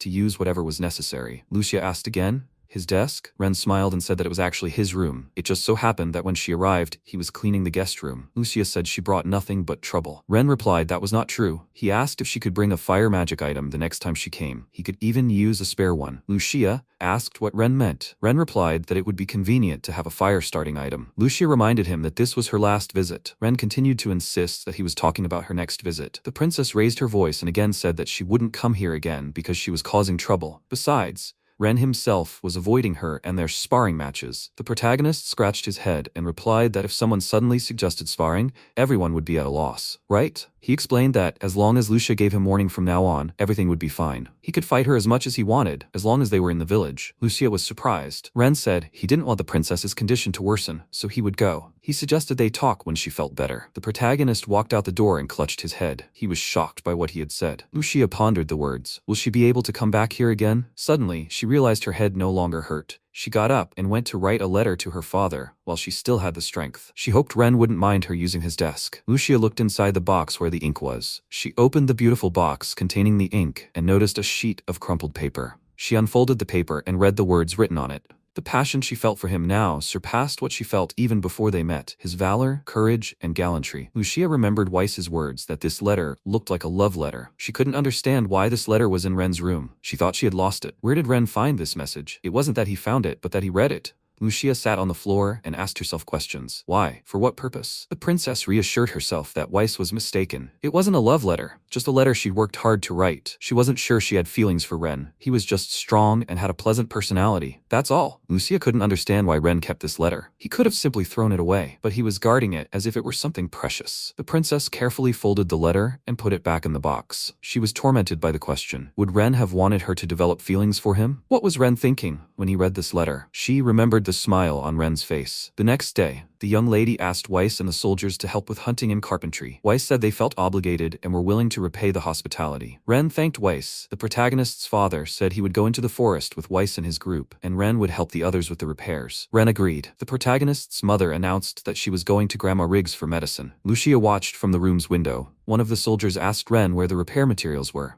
Ren replied that they were in a storage box near the suspension bridge. Everyone was certain that the young lady needed a week to recover. If all went according to plan, the squad would be able to leave for Clausel in time. Just as everyone began working, it began to rain. It grew heavier and heavier. One of the protagonist's assistants said it had started raining. The second added that fog had settled in. They suggested they take a short rest. The three crouched under a spreading tree to keep warm. Ren asked if they could smell something burning. He said it smelled like a field after a backfire. The bodyguard replied that he couldn't detect the smell because of the damp vegetation. The smell was coming from the direction of the protagonist's house. Ren broke into a run toward the house. The bodyguard called out, "Ren!" The entire house was engulfed in flames. Ren was terrified when he saw the burning house. As Ren ran closer, he saw wounded and dead soldiers. Someone's neck had been bitten off. Ren wondered if it was the work of a monster. He remembered the young lady was still in the room. He grabbed his sword and threw himself into the fire. All the knights who remained to guard the princess were killed. He wondered if anyone could have foreseen this. Had the villains taken advantage of the slight delay? Ren noticed through the smoke the silhouette of a man and two monsters in the room. He recognized a mana devourer, a huge D-rank monster. The young lady lay peacefully on the bed. The protagonist rushed to her aid and tried to wake her up by screaming. The silhouette of the man said that he must be Ren Ashen. Ren shouted for the monsters to get away from the princess. Suddenly, everything swam before the protagonist's eyes. He didn't understand what was happening. His vision was distorted, and he couldn't gather his strength. He smelled something and realized it was incense. It was so strong that it could put even a dragon to sleep for several days. Ren realized this was very bad. He began to lose consciousness. Everything around him was engulfed in flames, and then complete darkness. Ren opened his eyes and realized that his legs and arms were bound. He didn't understand where he was. Suddenly, he noticed that the young lady was lying next to him. She was also bound with chains. Ren tried to ask if she was okay. The protagonist said that he was Ren Ashen, but Lucia was unconscious. He noticed that she was breathing. Suddenly, someone asked Ren if he was already awake. This was surprising. The person said that he needed to breathe once more, because 4 days of sleep would be enough. The person told the protagonist to behave well, then he would not be harmed. He needed him to hold out for a couple of days and not think about doing anything strange. Ren wondered. 4 days? He was shocked. How far from the village had they been taken? The carriage moved slowly through the forest. The protagonist wondered why they had been kidnapped. This man could be a beast tamer. Someone who could summon and control monsters. This man must be strong enough to control 2 D-rank monsters. He wasn't someone Ren could recklessly engage in battle with. Lucia slept soundly. The protagonist's biggest concern was that Lucia's condition was worsening anymore, and her life would be in danger. He couldn't let her die here, inside the carriage. He definitely had to save her. When she looked at Ren, she felt herself being pulled into something. Ren had a dream. Because he lacked the courage to go for herbs, Ren lost his father. When his father fought the wolf chieftain, and when he died, the village was attacked and many people died. The protagonist sat next to his mother's body, asking for forgiveness for failing to keep his promise to protect her. When the protagonist was in dire straits, a girl appeared and saved the village. The girl was like a saint. Was this Ren's past in the legend of the 7 heroes? And now he and Lucia lay chained in a carriage. The young lady groaned in pain, but was unconscious. Perhaps they really were destined to meet like this. The carriage slowly rolled along. Ren couldn't understand why he had such a terrible dream. He hadn't sensed any hostility between him and the princess. If everything was fine, why did he have to kill her? Must there be a special reason? Suddenly, the carriage stopped. The protagonist heard footsteps, and someone opened the back door. The cloaked man threw some food and water for the protagonist and the young lady. Ren asked if the chains on their hands could be removed. The man asked him not to talk nonsense. He said the protagonist could figure it out on their own. The man explained that he'd been giving them a herbal infusion for a few days and wouldn't indulge them any longer. He warned that screaming and calling for help was useless. The sounds coming from inside the carriage were only audible to him through the magical device. The man closed the door and told Ren to sleep peacefully. The driver himself lit a fire and unfastened the horse to rest. Ren twisted around and managed to open a bottle of water to give the princess a drink. He held the container so that a thin stream fell into Lucia's mouth. Ren realized she was at her wit's end and decided to act immediately. A bright moon shone in the sky in the dead of night. The driver fell asleep by the extinguished fire. Ren summoned a magical metal sword, which easily cut the chains on the hero's wrists. The protagonist was surprised that the chains yielded so easily to the sword. The sword was incredibly sharp. Ren easily pried open the carriage door and climbed out. He confirmed that the driver was asleep and led Lucius outside. Ren heard a noise from above and saw two flying monsters. When one of the monsters landed near the carriage, Ren and the princess fell to the ground. But Ren didn't lose his composure and tried to fight off the monster with his sword. Suddenly, the carriage broke in two. The cloaked man stood motionless. The monster roared furiously. Ren tried to hold Lucius with one hand and fight with the other. He threw the sword toward the driver like a boomerang. The cloaked man wondered where Ren got the weapon. The sword flew past, cutting the pendant from the driver's neck. The sword cut through the wood, freeing the tethered horse. Ren summoned a magical wooden sword. He pointed it at the approaching monster. Ren released ivy shoots from his sword, immobilizing the monster and pinning the driver. The cloaked man asked about the protagonist using nature magic. One of the ivy shoots grabbed the broken necklace and hung it on the protagonist's sword. Ren held Lucius tightly in his hands and jumped onto his horse. The cloaked man pulled one hand, holding the staff, from its grasp, and shouted that he would not let the protagonist go. Then Ren used the bandit's magic sword. He used magic to tear the staff from the man's hands and grabbed it with his free hand. The cloaked man was confused. He didn't understand how this had happened. How had the protagonist managed to take the cane away? The horse tried to throw its rider off. Ren begged the horse to just listen to him. A second monster tried to attack the heroes from the air. The monster flew so close to Ren that he could count its teeth and smell its foul breath. The protagonist, without losing his composure, struck the monster with his staff. The monster withdrew its muzzle, and the staff shattered into splinters. While the monster recovered from the blow, Ren and Lucia rode away through the dense forest. When the cloaked man managed to free himself from the ivy, he said it was a strange power. He shouted that he would not forgive Ren Ashen. The man spread his arms and summoned the forest creatures. Strange tattoos covered his arms. An enchanted glowing circle formed around the summoning spot. All the forest monsters rushed to follow the hero's horse. Ren declared that the strange man was gathering demons from all over the forest. A beast tamer should only be able to command creatures weaker than himself. Ren couldn't understand what was happening. He had summoned the magical metal sword again. It slew monsters while still riding. The horse galloped quickly away from the scene. Demons in the form of monkeys swooped down from the trees and tried to snatch the sword from the protagonist's hands, but Ren skillfully controlled his horse and fought off the monsters. A flying monster released fire at the hero. Demons in the form of wolves pursued the horse, and a bright moon illuminated everything. The northern city of Cruzel. In the castle, a young man loudly asked if Lucia had been kidnapped. It was Lucia's father, Lazard Clausel. Weiss bowed his head low and mournfully declared that it had been an unforgivable mistake. Leaving the young lady unattended was a mistake. He was prepared to suffer the punishment for all the murdered bodyguards. He begged for time before the execution to save Lucia. Lazard was furious. He declared that he had no doubt of Weiss's loyalty. He was certain that Weiss had abandoned Lucia only on her orders. He couldn't blame Weiss for everything that had happened. Weiss couldn't raise his head or look his master in the eye. Lazard declared that they could no longer sit still. They urgently needed to contact the capital. Not only the nobles, but also His Majesty the Emperor must be informed of recent events. Suddenly, the butler entered the study and informed the master that guests from the capital had arrived. Master Lazard was surprised. When he went downstairs, he saw 3 people. One of them asked about Baron Clausel. He informed him that they had come by order of His Excellency, the Minister of Justice. He unrolled the scroll in his hands and read that the Baron was accused of abuse of power in connection with the increasing frequency of demon attacks on the neighboring lands of Viscount Givens. Somewhere in the forest, a horse with 2 riders walked calmly across a field. In the spreading shade of a tree, Ren sat Lucia down and asked her to take some medicinal herbs. He warned that the herbs were very bitter, but had a fever-reducing effect. He handed Lucius a bowl of the brew. She drank it down with difficulty, and Ren held out a container of water and offered it to her. He held the container while the young lady drank the brew. Ahead of them was a river, which the protagonist decided to ford. He picked up Lucius, held the horse's reins, and walked across. Then they remounted and headed home. Ren announced that the young lady's fever had finally broken. Lucia asked where Ren had gotten the medicinal herb. Ren explained that 3 days earlier, he had traded a boar carcass for some materials and equipment in a village.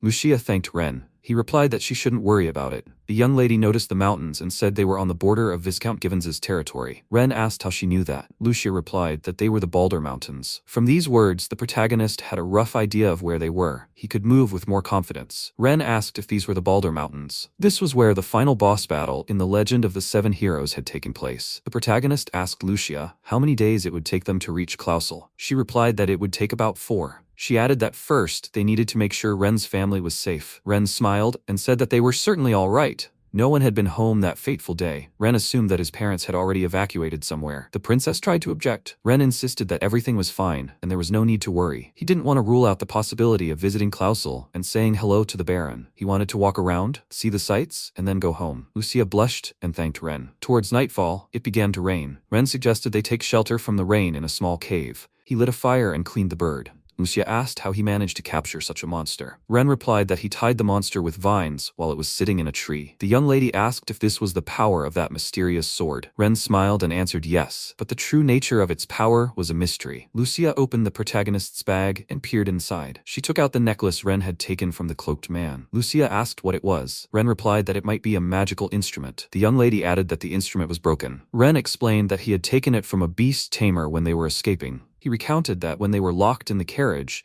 the tamer said he was using a magical device that would block all sound. This was probably what he was talking about. Lucia examined the instrument closely and said, perhaps, it could be used as evidence in an emergency. Meanwhile, the protagonist prepared dinner. He very much hoped everything was cooked well. Ren asked why he had kept her waiting. He apologized for the dish's appearance and taste. Ren explained that he didn't have any seasonings with him, but it should be edible. He held out 2 small skewers of meat on a large leaf. The princess took the improvised plate and carefully sampled the food. Ren watched her closely. The young lady smiled and said it was very tasty. He was very glad. The next day, they continued on. Along the way, Ren treated the young lady to various fruits. They washed their clothes in a small river. Lucia sat on the bank, wrapped in her cloak, while her clothes dried. Ren wet a small cloth and approached the princess.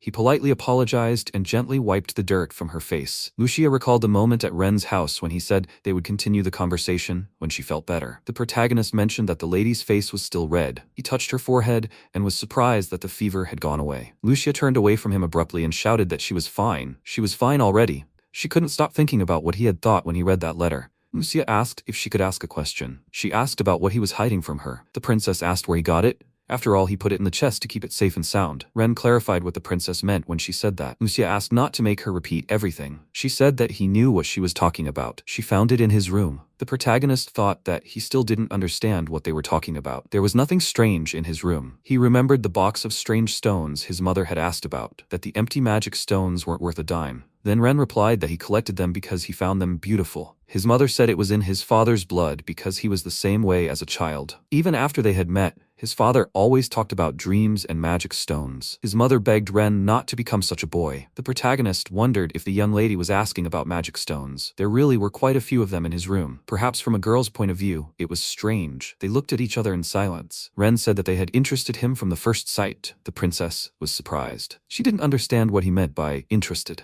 Ren replied that he didn't know what else to say. She wondered if he was talking about her. Lucia shouted that it was unfair to say something like that without reason. Ren smiled, scratched his head, and replied that it was really strange to keep something like that if it interested him himself. Lucia looked down and said that it wasn't strange at all. He could do whatever he wanted. Ren thought about his answer and decided that this reaction was because the stones came from the bodies of monsters. He apologized and said that he was genuinely interested. Lucia replied, okay, and asked him not to mention it again. She wondered what she should do in that case. The protagonist stood silent. Lucia hid her face in her cloak and told him to call her by her name. Ren was surprised. Lucia repeated that nothing could be done, so he could call her by her name. Ren froze and stood there like a pillar. He didn't understand what all this meant. On the way, they passed a small village. Ren brought back a killed boar. The grandmother from the village said they had no herbs. Ren replied that food would also be very helpful. The grandmother asked where they were going. Ren replied that he hadn't decided yet, as this was a trip without a specific destination. The grandmother smiled and said that they should visit Klausel's restaurant,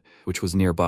Ren asked why they would do that. Grandmother replied that the adventurer who had recently visited them had told them that Baron Klausel would soon be punished. Therefore, there would be some kind of event at the restaurant. Horror appeared in Lucia's eyes. She shouted, "How could this have happened?" Grandmother was taken aback by her loud words.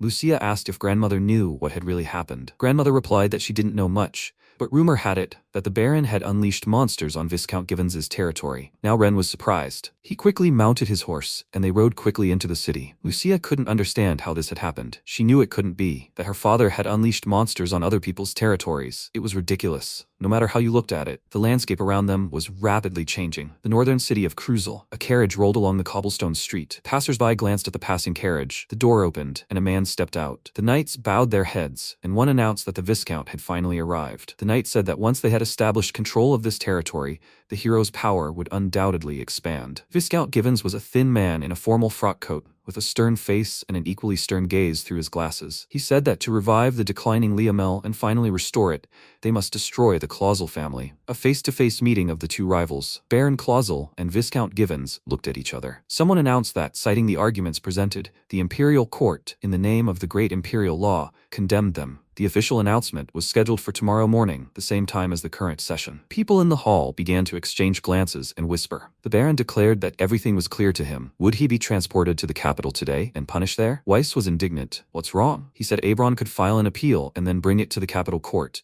If that wasn't enough, then they could look for a way out further. The Baron replied that it was all pointless. Viscount Givens's expression showed it all. He was clearly determined to win this case. He would surely intervene before the trial. The Viscount looked at the Baron intently and haughtily. The Baron thought it was strange that such a person with such a high title used such cruel methods. Perhaps this really was between the factions? Somewhere in the forest, a young lady slept by a nighttime fire, and Ren guarded her sleep. He was wondering what to do and how to save everyone. If he sat idly by, Baron Clausel would be accused and lose his title. According to Lucius, the higher factions would be unable to help the neutrality faction. He was just a child. What could he do? Lucius asked about Ren's inability to sleep. The protagonist replied that he was thinking about something he couldn't do. Lucia asked him to speak less formally, as it would be easier to communicate. She would also call him by his first name. Ren fell silent. Lucia said they would leave at dawn because she couldn't sleep either. They needed to get back to Clausel quickly and tell him the truth about the kidnapping. Ren wondered who would believe them. They needed to find proof that Viscount Givens and the kidnapping were connected. Lucia agreed with him. There was no time, but they needed to find something. Early in the morning, they set off again. They rode past abandoned estates, through deep ravines, through forests, and across fields. There were hills ahead. Ren said they would arrive soon,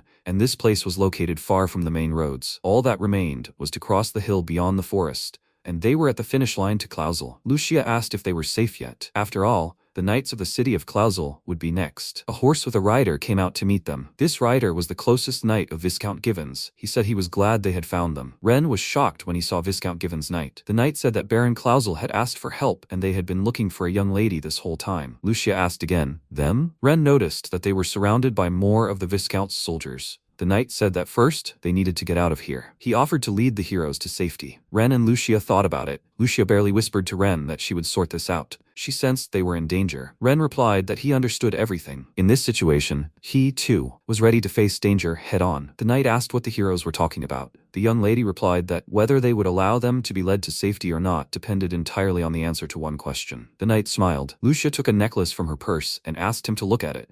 She asked if he remembered anything. The knight's gaze flashed, but he replied that he didn't know what it was. Lucia said the knight's eyes flashed for a second. She explained that it was a magical instrument they had taken from the bandits who had kidnapped them. The knight said, "This is what it is." The young lady said the knight wasn't particularly interested in the item. The knight disagreed. He said he was thinking of preserving the instrument as important evidence. Lucia refused. She said she would ask the merchant faction to look into it. The knight tensed. Lucia continued that she wanted to know who sold the item, who had previously owned it, and all the information in general. The knight asked again, all the information? He asked how possible it was. He asked the princess how many similar instruments there were in the Liamel Empire. Lucia replied that she agreed with much, but it was undoubtedly a valuable item. Such things weren't sold to ordinary buyers, so there were bound to be clues. She knew the faction leader, so it wouldn't be difficult for her to find out all the information. And once she did, she'd immediately know whether the bandits had obtained the item themselves, or someone had given it to them. In the latter case, no matter how respected the person, they would still have to stand trial. The knight's face revealed undisguised fear.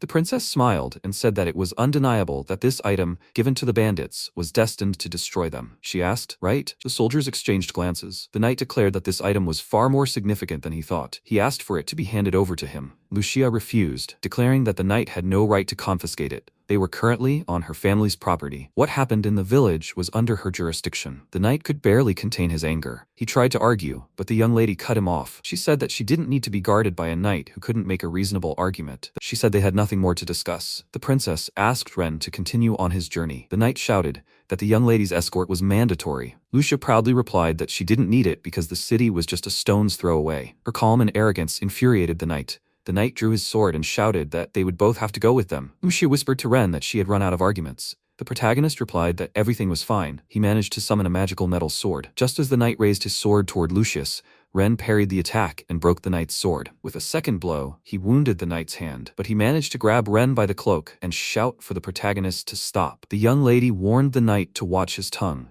and thanks to him raising his hand to her, she would now be able to drag Viscount Givens to court for another matter. The knight didn't notice Lucius concentrating her power in her palm for a blow. She directed the energy toward the knight and called him foolish. The knight fell from his horse, and as he fell, he realized it was holy magic. The knight shouted to others to prevent them from leaving. Ren replaced the metal sword and summoned a wooden sword. He skillfully pointed this sword at the soldiers and held them back with ivy thickets. The soldiers didn't understand what was happening. The heroes quickly set off. The knight ordered them to go after him, otherwise he would report everything to the Viscount. He shouted that they must be captured at any cost. Pursuit. The heroes tried their best to evade pursuit, but the Viscount's soldiers persistently pursued them. They were afraid to lose sight of them. Ren noticed that the soldiers were not retreating. Lucia stroked her horse and kindly urged him to run even faster. She explained that they needed to cross the hills, and further on there would be settlements. The protagonist sensed the presence of an intruder. Someone was watching everything. At the top of the hill, their captor sat on a huge boulder. He said he knew the fugitives would arrive there. Ren sensed the presence of the beast tamer. Suddenly, the ground before them began to break apart,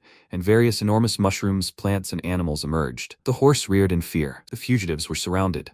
Lucia shouted for Ren to give her the sword too. She said she'd already used it to start a fire. A horde of rats and mice rushed at the Viscount's soldiers. The soldiers couldn't understand why the rodents were attacking them. They tried to stop them, shouting that they were all on the same side.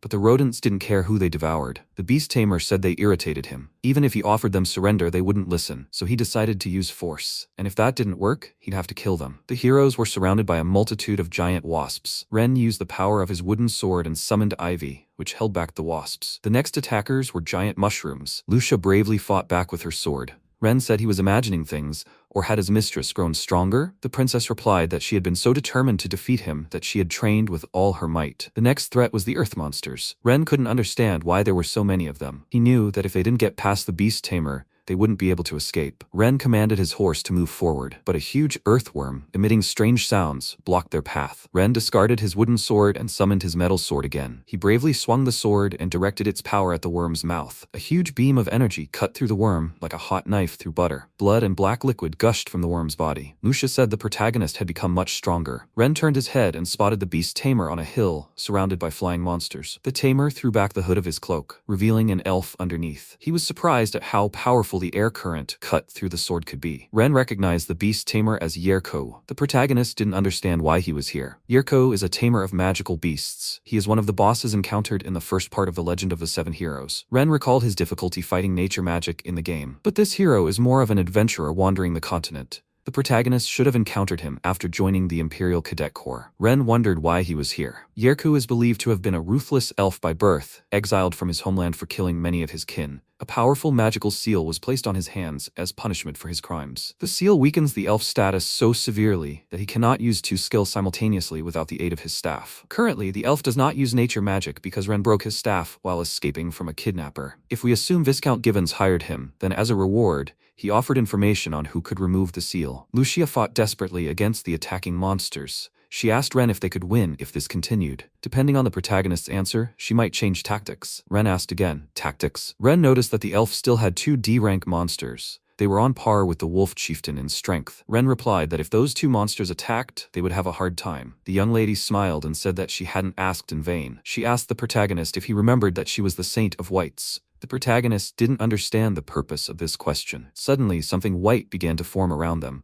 A multitude of tiny white dots surrounded them. Ren felt a surge of power. The elf wondered what was happening. The forest monsters were closing in on them. The protagonist created a vortex of air, and all the monsters were lifted into the air. He then unleashed the power of his metal sword, and with a beam of energy, sliced the monsters to pieces. The elf couldn't believe his eyes. Was this holy magic? The chopped up monsters fell to the ground. Then Yerko aimed one of the flying monsters at the protagonist. The monster erupted in a column of fire toward Ren, but Lucia managed to create a shield of light energy and block the fire. Through this shield, Ren was able to reach the monster with his sword and severed one of its wings. The monster fell screaming. Some of the mice were consumed by the monster's flames. Ren was confident that thanks to Lucia's power, they would somehow cope. The remaining mice and rats huddled together and formed a wall in the hero's path. Lucia was confident that, with Ren, she could win. The protagonist sliced through the mice with beams of energy. The horse carrying the heroes leaped so high that it practically reached the elf. Ren thought that this would be the end of Yirkao. Their gazes met. Ren confidently aimed his sword at his opponent, but the elf managed to point a second monster at them. The sword's energy beam passed through the monster and lightly grazed Yirkao. The monster was too close to the protagonist and, driven by inertia, struck the horse. The impact sent Lucia, Ren, and the horse plummeting. Ren tried to catch Lucia-sama mid-flight. He managed to hug her just before landing, preventing her from being hit. The slain monster plummeted. The shattered boulder Yirkao stood on shattered into pieces, and he fell to the ground. Blood flowed profusely from his wound.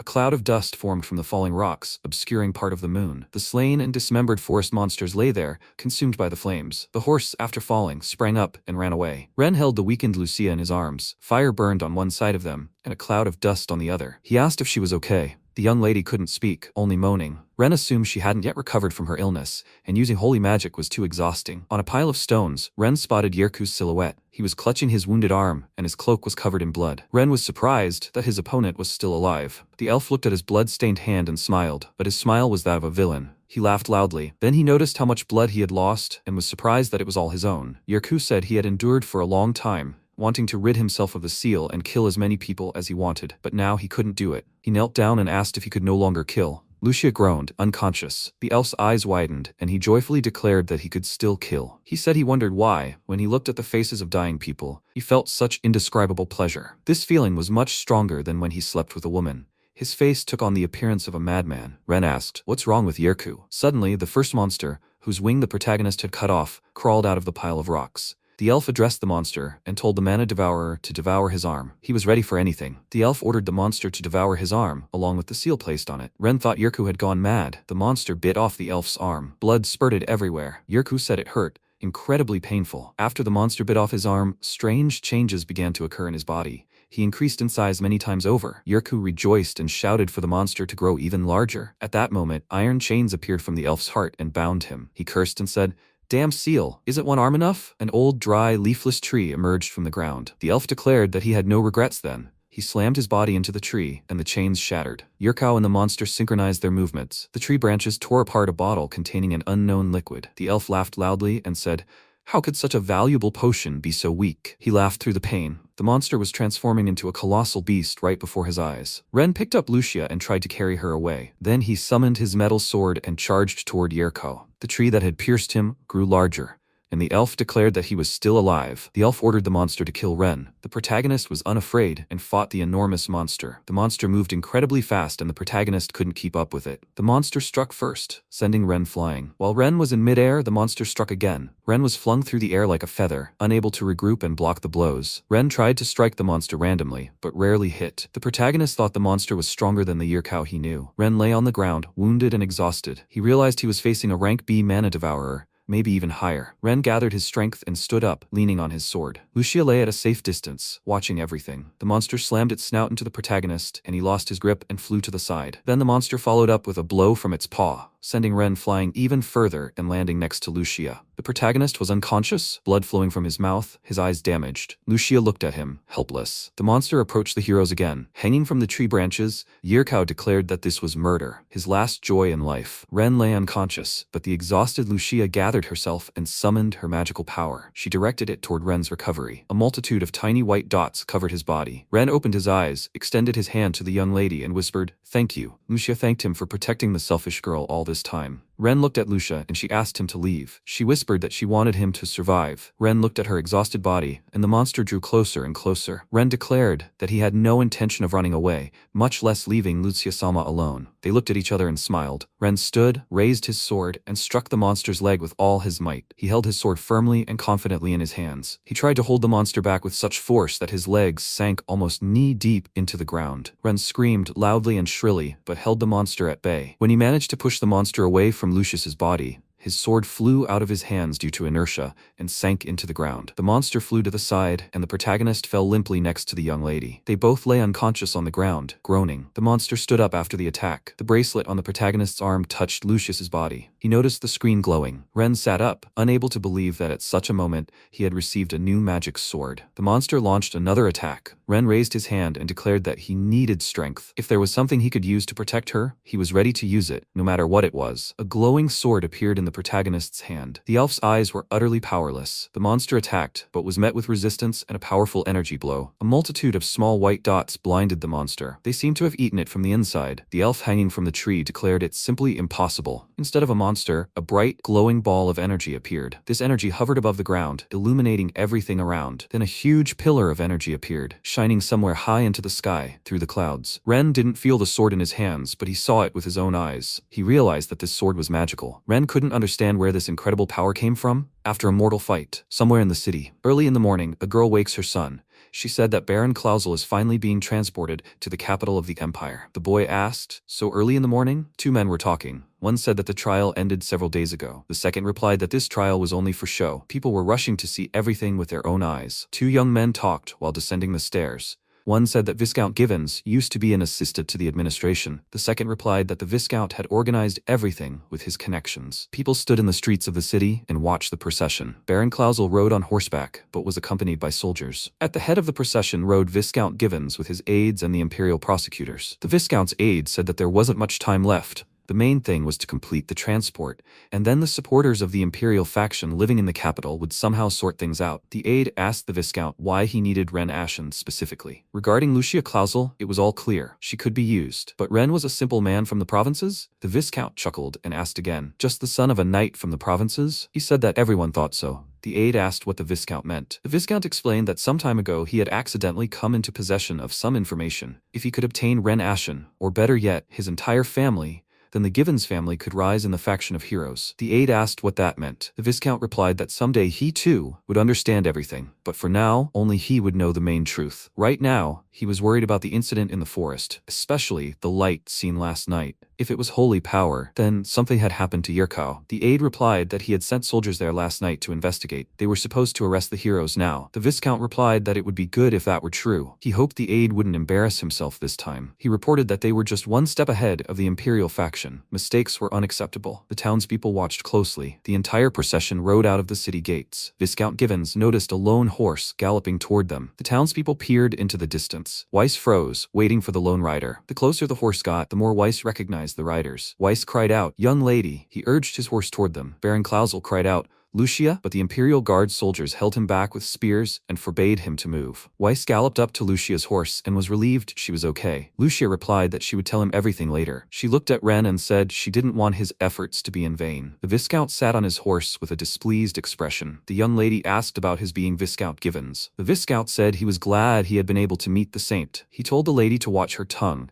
because he was a Viscount. Lucia apologized and said she had no desire to exchange politeness with a criminal. He said the saint was saying interesting things. He asked if she was mistaken, because the criminal was her father. Lucia didn't even blink at the accusation. Givens noticed that the young lady was very brave, but she looked tired. He understood that she hadn't been easy. As he'd been told, she was still a child and barely strong enough to remain conscious. Lucia demonstrated something to Givens in public. She asked him how he could maintain a straight face even after seeing proof. The Viscount asked what it was. Lucia shouted that it was a magical object that belonged to an elf hired by the Viscount, and if this object were examined, his involvement could be proven. The Viscount pretended not to understand what she was talking about. He said it was strange to hear such things. Lucia said that Ren's village was attacked by an elf hired by the Viscount. Givens removed his glasses and asked why she accused him. Did she really think this magical object was enough to prove the Viscount's involvement in everything she had said? Lucia gathered her strength and repeated that if the object were examined, everything could be proven. She added that they were attacked by his knights in a nearby forest. The Viscount calmly wiped his glasses and asked, "His knights?" He suggested that it was someone disguised as his knights. Lucia replied that she remembered the face of the man who had attacked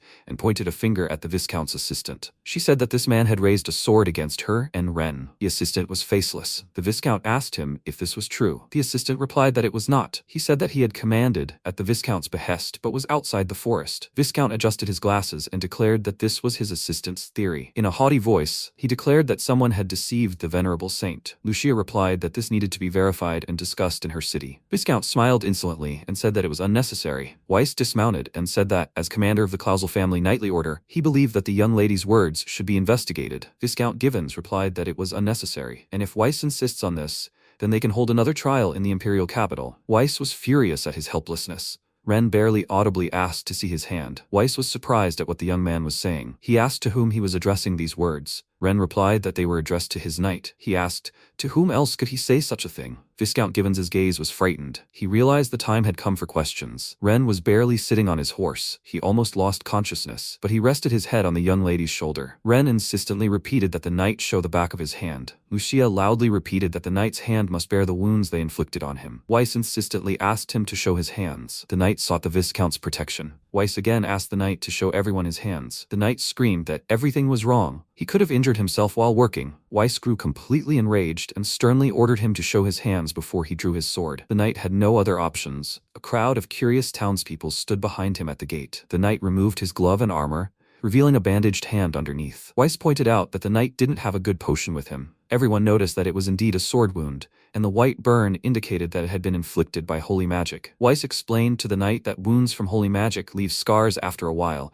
and no expensive potion can remove them. The knight became angry. Viscount Gibbons remained calm. Suddenly, he laughed loudly and declared, enough. He said that in order to confirm his knight's innocence, the trial site must be reselected. Weiss wanted to object. Viscount Gibbons shouted that in any case, the truth must be revealed in the capital. The great imperial law must be upheld. The first trial had already been concluded. The decision to transfer Baron Clausel would remain unchanged. The city's residents began to revolt. Baron Clausel was greatly surprised when he heard these words. Lucia couldn't believe what was happening. The Viscount announced that the performance was over and asked permission to take his leave. The entire procession moved on to the capital, and Gibbons rode proudly ahead. Lucia was close to tears. She wanted to stop the procession, but there was nothing she could do. Tears of despair filled her eyes. She didn't know what to do next. Suddenly, a burst of applause rang out. Everyone turned their heads in the direction of the sound. Standing to the side was a man who spoke magnificently. He said that this was commendable bravery and high nobility. It was a man in an expensive suit, a shirt with a bow tie, and polished shoes. The man said it was a beautiful story, the likes of which could not be bettered, and it was revealed to everyone. The man turned to Viscount Gibbons and said he was naturally in such a state. Gibbons asked the man who he was. Lucia recognized him. The man in the suit replied that his name was Edgar. He asked that the Holy Lady place her full trust in him from now on. Edgar said he wanted everyone to allow him to put an end to this story. Certainly, a miracle is not something to be trampled upon. Edgar said that he and Viscount Gibbons were meeting for the first time. He received orders from his master and immediately went to Baron Clausel. The Viscount shouted for Edgar to state his master's name. Edgar smiled sweetly, pulled a coat of arms dagger from his jacket pocket, and apologized. Gibbons, his knight, and the representative of justice, noticed the coat of arms on the dagger. Edgar noted that everyone understood the master's name without his introduction. Lucia was surprised. Viscount Gibbons declared that this man had simply decided to deceive them. Edgar declared that forging noble seals was punishable by death. He could not bear the thought that honorable men did not understand such things. The Viscount was furious. Edgar turned to the gentleman from the imperial court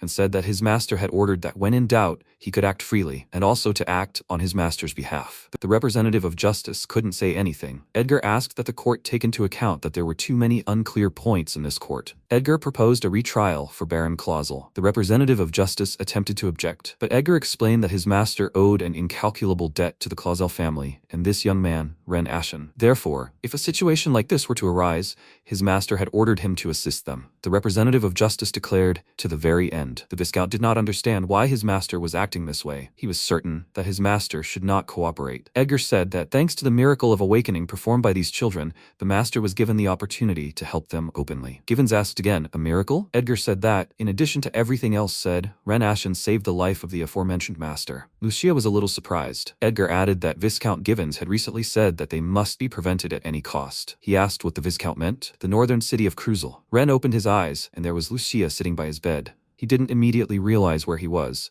Lucia felt the protagonist stir and immediately rushed to embrace him. Ren didn't have time to utter a sound. She threw her arms around his neck and burst into tears. Ren asked what had happened. She told him everything in detail. Ren clarified that after they arrived in the city, he had been lying in bed for more than a month. Baron Clausel answered yes. He asked Ren not to get up yet. He asked to be cared for until his wounds healed. Baron Lézard explained that a retrial had been prepared within a day, and all charges had been successfully dropped. The Baron credited Ren and Lucia with this. He thanked the children from the bottom of his heart. The Baron explained that a number of charges had been brought against Viscount Gibbons. The first court session was supposed to take place on his property, but the Viscount had ended his life by drinking a hidden poison. Ren asked, did the Viscount die? Is he sure he had done it himself? Baron Lézard replied that close relatives had pressured the Viscount. Perhaps the Viscount had given in and made this decision. Then someone had started a fire in the Viscount's estate, and all the evidence had been reduced to ashes. Ren listened attentively. The Baron said he didn't know how many times he should thank the children for saving them. He clarified that this time it was the high nobility who had helped them, and it was only thanks to them. Ren asked what the Baron meant. The Baron replied that it was about the wolf chieftain. Ingredients for a valuable medicine could be obtained from the wolf's body parts. If even one organ needed for the ingredient was missing, the medicine would be impossible to produce. The reason this medicine is so difficult to obtain is that these ingredients are not found anywhere in the world. But the organs of the wolf Ren had defeated were in perfect condition, without a single blemish. So the Baron made a deal with the Duke who needed the organs, on the condition that he would come to his aid in his time of need. Ren asked, "The Duke?" The Baron replied that thanks to this medicine, the Duke's daughter had been saved. She had been bedridden for many years due to illness. The Baron handed the protagonist a card with the Duke's coat of arms. Ren said he had seen such a coat of arms somewhere before. The Baron explained that this was the great aristocrat of whom the Imperial faction was proud, Duke Ignot. Ren remembered the Ignot clan. It's the crest of the final boss from the game Legend of the Seven Heroes. He's a man of high aristocracy, knowledgeable in literature and military arts, and the sole master of maritime transport. This man, the pride of the Empire, allied himself with enemies plotting the resurrection of the Demon King and attempted to destroy the Leomel Empire. The protagonist remembered that Duke Ignot's rebellion against the Empire was triggered by the death of his daughter from illness. There wasn't even an event to save her. Ren wondered if he had saved the Duke's daughter's life. Was history beginning to change? A week passed. The parents, who fortunately were unharmed after the attack on the village, came to visit the protagonist when they learned that he was completely fine. The estate had burned completely, but they had brought the surviving belongings with them. The father remarked how wonderful his son had become, even though he had only recently been a baby. Ren smiled and said it wasn't that he'd become an adult, but there was something about it. He thought he'd felt at that moment as if the bracelet had drained the magical power from the crystal. There was no inscription left on the bracelet. Why had everything happened the moment he touched it? What was that sword that had appeared? A little later, at the Baron's castle, Lucia stood on the balcony and said Ren was lucky and his parents looked cheerful. The protagonist agreed. She asked what had happened. Why is he looking at her like that? Ren apologized. Lucia said the protagonist had been looking at her passionately. Ren smiled and replied that he thought she had a magical crystal in her body. Lucia laughed and asked how he knew. Ren was surprised. The young lady asked if her father had told her about this. Ren replied no, he just wanted to joke with her. The protagonist asked if all saints were like this.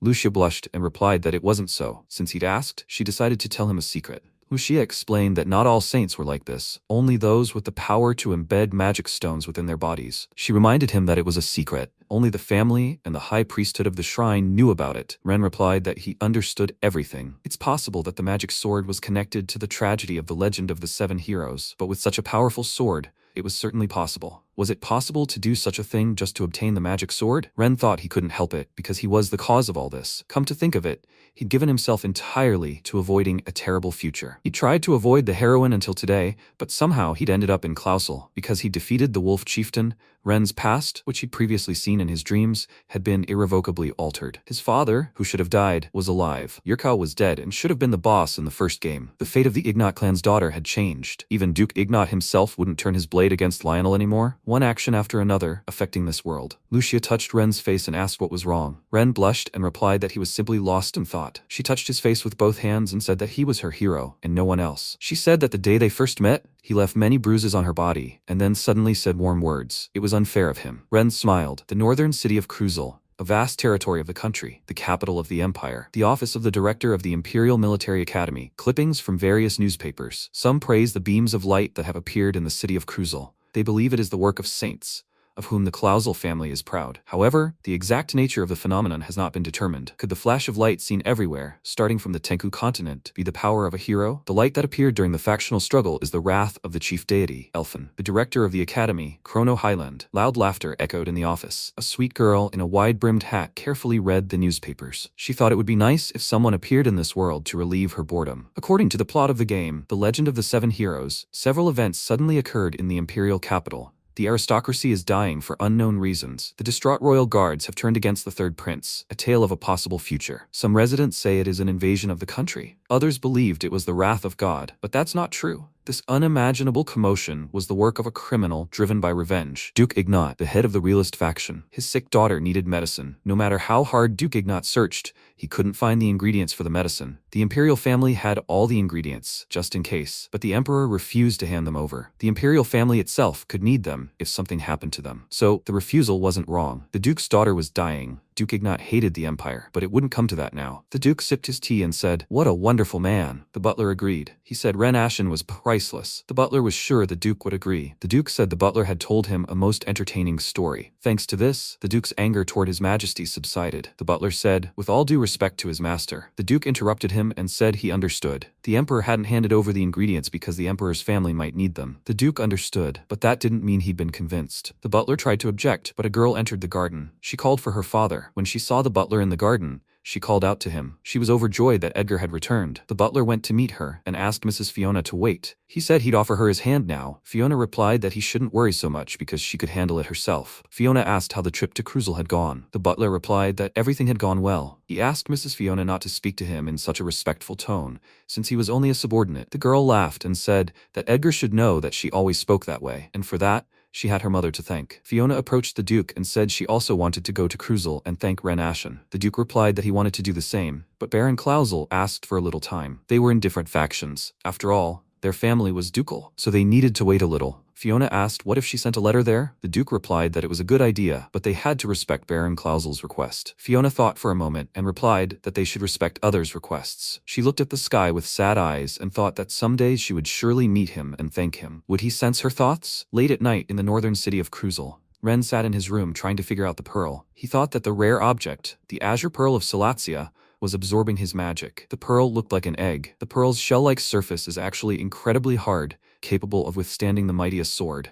But touch it and you'll feel incredible power. Something can hatch from this egg if you invest it with a massive amount of magic and a huge dragon horn. Once born, it will be devoted to you as its master for the rest of its life. Ren thought the gamebook said that a monster slumbered within the pearl, possessing the power of absolute darkness and icy cold. This monster could make the Demon King tremble with fear. They say no one could hatch it or find any use for it. In the end, everyone simply assumed it was a trinket to sell. Suddenly, someone knocked on the door. Ren asked who it was. The door opened, and Lucia walked in. She apologized for being late and asked if the protagonist had a minute. She noticed him examining his mysterious treasure again. Ren explained that it was what remained of the wolf chieftain. His parents had brought the item along with a change of clothes. It hadn't even burned in the fire. He thought that if the pearl contained strong magic, he shouldn't sell it. It would be safer to keep it. The pearl was so strong that it wouldn't easily be destroyed. Lucia asked how long Ren would stay in Cruzel. Ren replied that he had almost recovered and hoped to see Lucia a couple more times. Lucia suddenly said 1,000 times. Ren asked, "What?" Lucia asked to see her 1,000 times. The protagonist said that would take a long time. He figured that even if they saw each other once a day, about 3 years would pass. Lucia said that the Baron had allowed Ren to live in this room. The protagonist tried to explain. Lucia didn't want to hear anything and shouted, "Enough arguing. If it was possible, it was possible." She lowered her eyes and said that if not 1,000 meetings, then at least for a little while, he could stay. They looked into each other's eyes. Ren smiled and replied that because of her, he would stay here for a little while longer. Thanks to his training,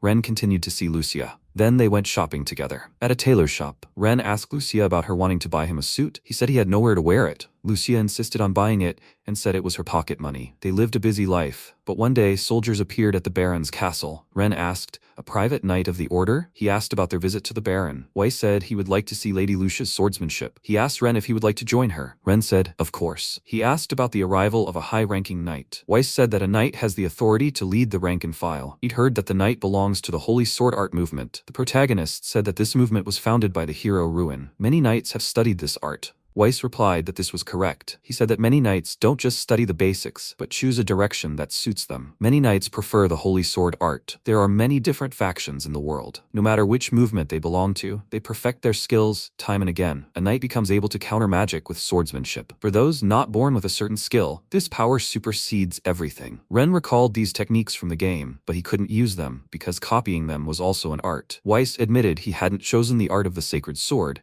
but had decided to stick with the art of the Imperial sword. Ren responded that it was worthy. It was like a shield for Baron Lezard. Weiss offered to teach Ren the art of the Imperial sword. Ren replied that that would be wonderful. In the Legend of the Seven Heroes, Lady Lucia was also a representative of the art of the sacred sword. Its unique feature is that in addition to offensive and defensive capabilities, this art provides versatile support. One only needs to know how to use it. Wielders of such swords are ranked according to their difficulty. Lady Lucia, second only to the best wielder, was called the Sword Master. The very best was called the Sword King. There are only 5 such people among all the possible branches of swordsmanship in the world. Ren asked Weiss if he had ever considered learning other techniques. Weiss replied that he'd experienced something similar in his life. He'd wanted to learn the art of the firmament sword, but it required talent. That was the reason why there were so few followers. Ren remembered the art of the firmament sword. The founder of this skill was the Beast King, Liamel. In the legend of the 7 heroes, such a sword was an enemy weapon, used by opponents of the Imperial faction. Swordsmanship and ordinary skill were different things,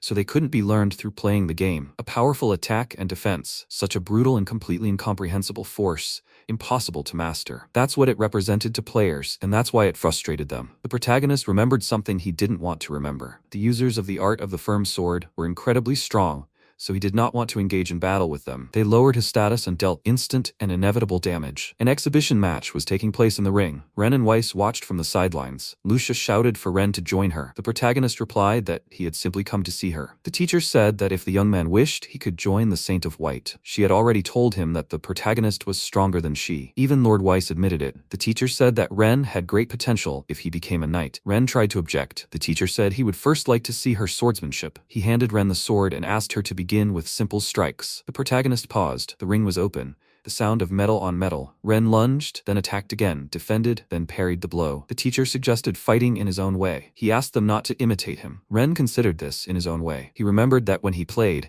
he had simply copied the mastery of the holy sword. Ren assumed an attacking stance. He looked closely at the teacher. An attack, the teacher thought. So that's how it is. At first, he had doubted this guy. Quick movements to forestall the enemy. Lucia worries about Ren. The teacher watches his movements closely. Ren made a couple more attacks and froze in anticipation. The teacher thought he had broken through the protagonist's defense, but was he able to parry the blow? Ren was truly capable. The teacher asked the protagonist his name. The protagonist apologized and introduced himself as Ren Ashen. The teacher apologized and said that Ren was not suited to the art of the holy sword. Ren was surprised. What? Lucia asked why? He was strong. The teacher replied that he acknowledged this. The problem was whether this skill was suitable for him. Certain habits had become ingrained in him due to his father's teachings. Without a doubt, this attack style, this brutal fighting style, is the style of Lord Ashen, and this innate manner could turn against him if he were to learn the art of the holy sword. Some things can be corrected with training, but in Ren's case, it will complicate his swordplay. Even if they try to teach him the art of the sacred sword, there's no guarantee he'll be able to master it. The teacher said it was best not to train Ren or instill unnecessary habits. Ren replied that he understood everything. He asked if the teacher could teach him ordinary techniques. The teacher replied that he would be happy to help. He truly wanted to mentor such a promising young man as Ren. Weiss and Lucia stood silently. One of the teacher's assistants said that rage and cruelty are no obstacle to learning the art of the sacred sword. He asked why the commander said that. The teacher replied that he sensed the youth's talent for another skill the moment they crossed swords. In Ren's room, Ren said that the teacher had agreed to be his mentor. He asked Lucia if that was bad. Lucia sighed sadly and replied, "What's good?" Ren said that from Mrs. Lucia's tone,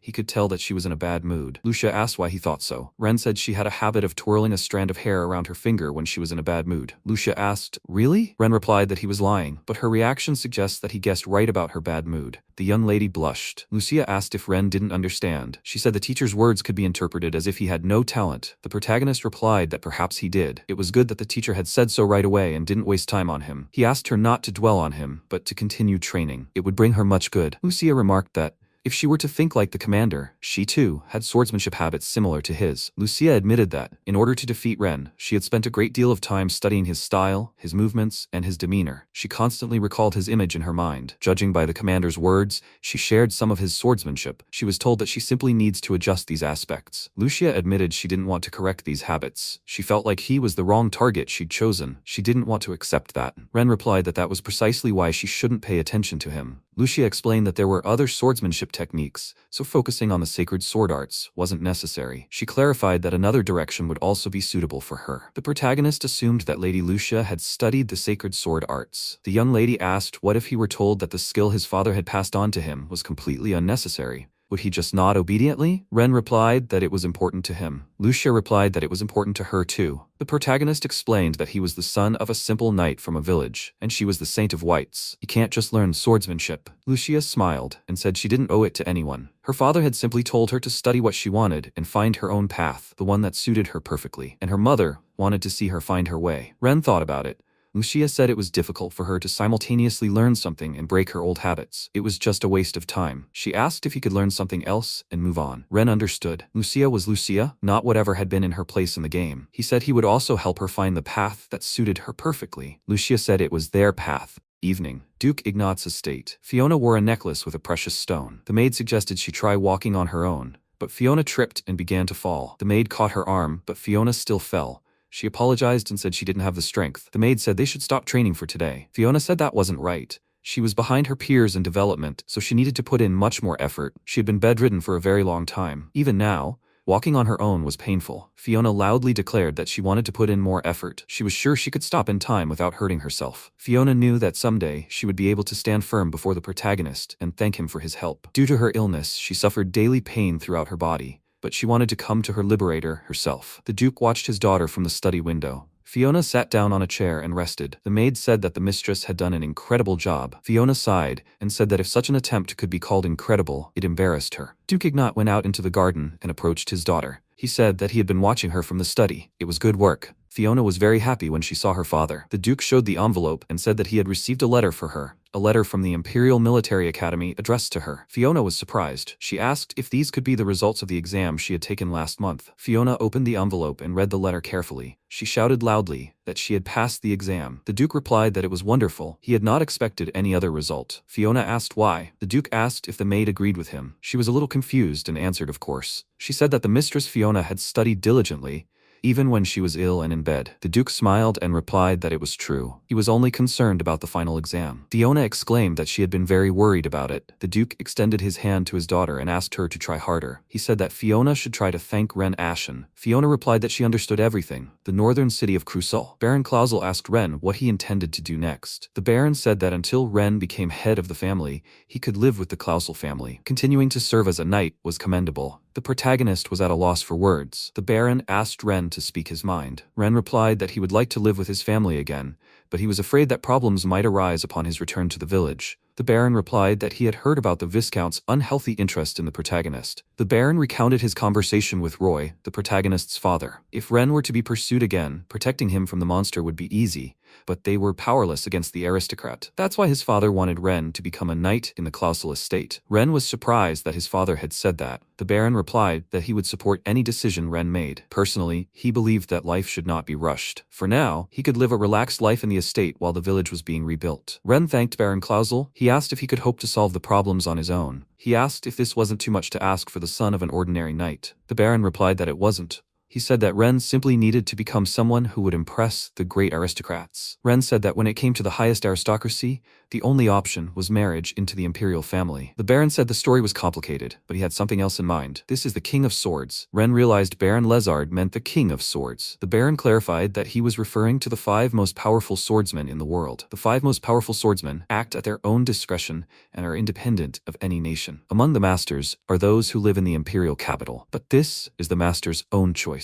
Ren recalled that in the Legend of the 7 Heroes, there was only one King of Swords available for battle. Even if the enemy offers mercy and the protagonist maxes out their levels, victory is impossible without luck. Baron Lézard said that in any case, growth would never hurt. Weiss and Lucia's support was necessary. He would take on the responsibility and living expenses. Ren said he was very happy about this, but he couldn't sit idle. He would like to help with some work. The Baron clarified, work? He said he could ask him to do the same work as in the village. Ren asked, hunt monsters? The Baron answered, absolutely right. The protagonist is familiar with the consequences of the monster infestation. The Baron also wanted to study the monsters in the area. This work involves confirming monster locations, reporting periodically, and eliminating them if necessary. While Ren is out of town, he can take on errands for the Adventurers Guild. The protagonist found the guild building in town and entered. The guild's tavern was full of adventurers who turned to look at the newcomer. A man at the table recognized the man who entered the room. The girl sitting next to him told him not to stare, as it was impolite. Ren approached the reception desk and asked the administrator to register him. She asked if he was sure. The protagonist asked what was wrong. The receptionist asked if Ren had spoken with Baron Clausel. Ren replied that everything was fine because he had recently received permission from the Baron. Ren handed over the registration fee, which covered the ability to read and write. An explanation wouldn't hurt. The administrator asked if this was the protagonist's first registration. Could there be a mistake? Ren replied that everything was correct. The administrator said the protagonist had spoken in a familiar voice,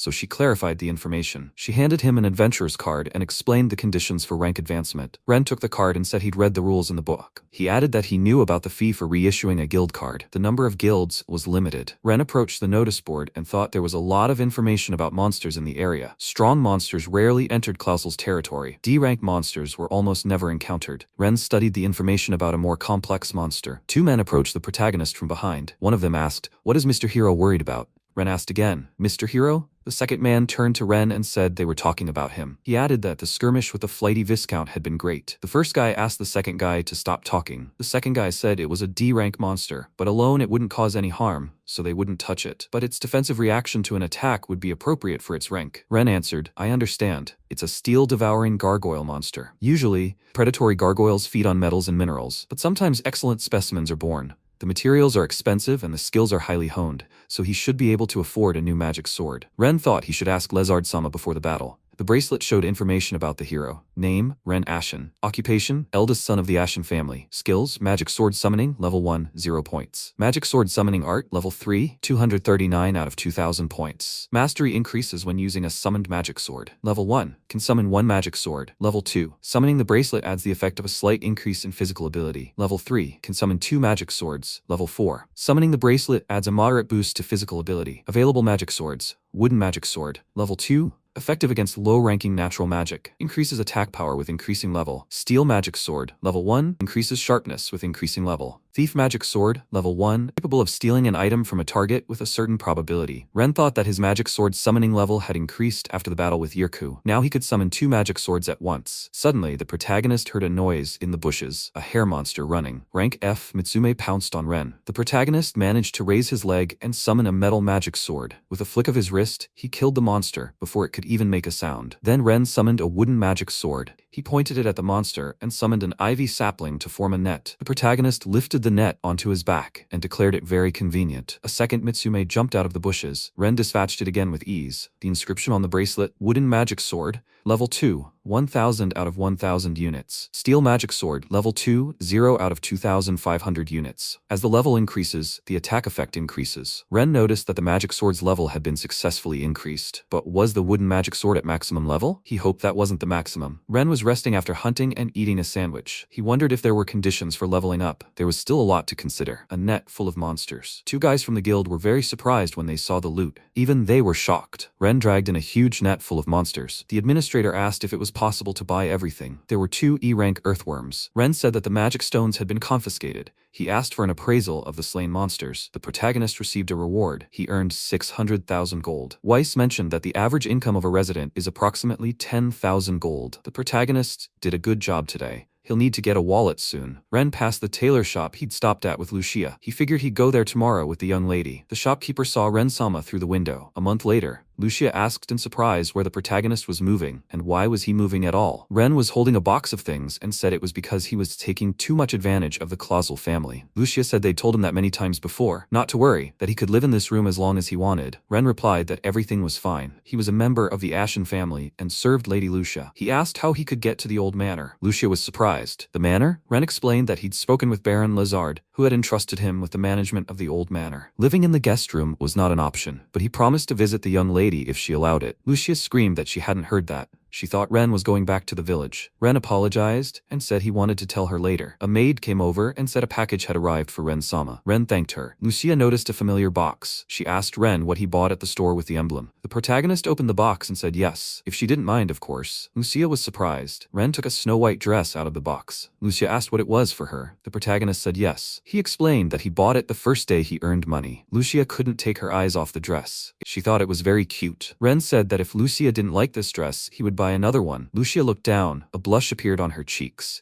and she replied that she would not give this dress back. Ren wondered if the young lady liked the dress. Lucia said it wasn't fair. Ren apologized and asked if perhaps one gift wasn't enough for her to forgive him. Lucia replied that it wasn't enough. Everything happened so quickly that she didn't have time to collect her thoughts. She told Ren not to think her attitude would change. Lucia looked out the window at the moon and prayed. The protagonist slept soundly and dreamed. In his dream, Ren recalled a scene from the Legend of the Seven Heroes. Chrono Highland, better known as the world's greatest mage after Lucia Clausel, whom Ren Ashen killed. Chrono is actually the head of the Imperial Military Academy. In the game, he is a character equal to the Sword Kings, but how Ren defeated her remains a mystery. Ren woke up and thought it was a terrible dream. He got up and made tea. He must try to avoid such a future. He decided to stay as far away from the imperial capital and the military academy as possible. One morning in the city, Ren was walking through the market. All the merchants greeted him. The protagonist greeted him back. A girl from the vegetable stall said that Mr. Hero was in high spirits today. The Adventurers Guild. Ren stood by the notice board, looking for something interesting. Suddenly, the protagonist's stomach rumbled. Ren wondered if he hadn't had enough breakfast. The girl sitting next to him laughed and said it was a charming sound.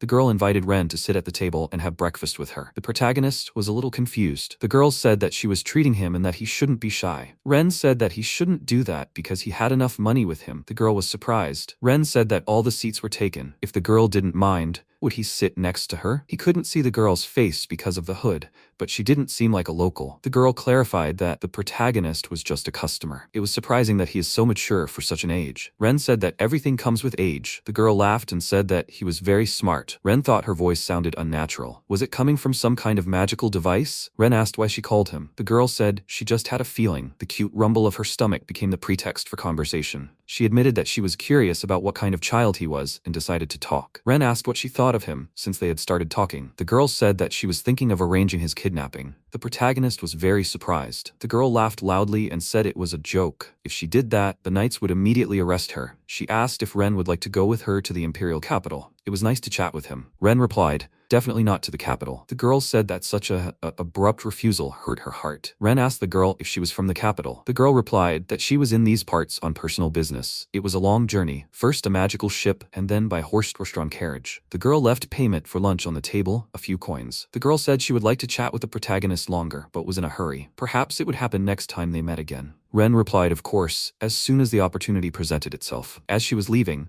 the girl said that the next time they met, she would tell them about the strange magic that Ren possessed. Ren was very surprised. The girl left the guild building. The protagonist decided to catch up with the girl. When he ran out into the street, the girl seemed to disappear into the crowd. He didn't understand what the girl meant. He hadn't told anyone about summoning a sword. Many townspeople were walking along the city streets.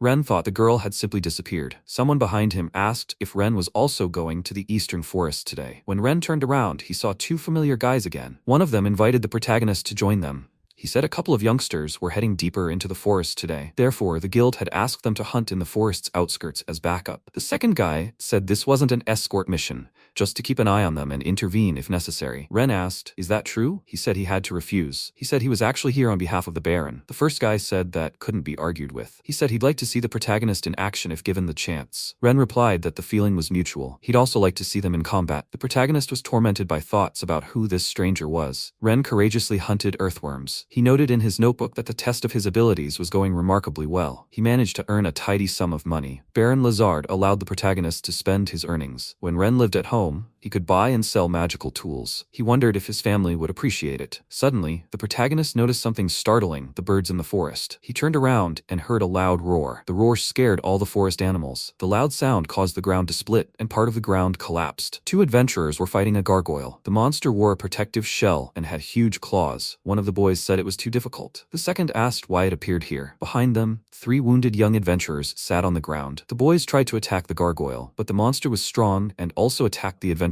The gargoyle struck the protective shield with such force that it shattered into splinters. When Kai fell backward, the gargoyle lunged at him. Madas tried to hold the gargoyle at bay with his sword. At that moment, Ren entered the fray. The monster didn't expect the blow. The protagonist boldly attacked and pushed the monster away from the adventurers. He recognized that roar. It was the gargoyle devouring steel. The monster let out another terrifying roar. Madas was surprised to see Mr. Hero. Ren asked about everyone being safe. He wondered why such a monster had appeared here. The bulletin said that such monsters were to stay away from Cruzel. The protagonist declared that he would hold the monster off, and they were to get everyone away. Madas replied that he understood. The gargoyle rose to attack. Ren also rushed forward. He swung his sword, but the monster parried the attacks with its claws. Ren tried to move quickly to avoid being injured by the monster. Ren thought about the gargoyle's thick hide, so he summoned a wooden magic sword and released Ivy. With the monster's hands bound by ivy vines, Ren brought the sword to the gargoyle's face. He resolutely plunged the sword into the monster's eye. Blood flowed from the gargoyle's eye, and it screamed loudly. Blood ran down Ren's cheek from the wound. He thought that even if the gargoyle was a D-rank monster, it was nowhere near the strength of the wolf chieftain.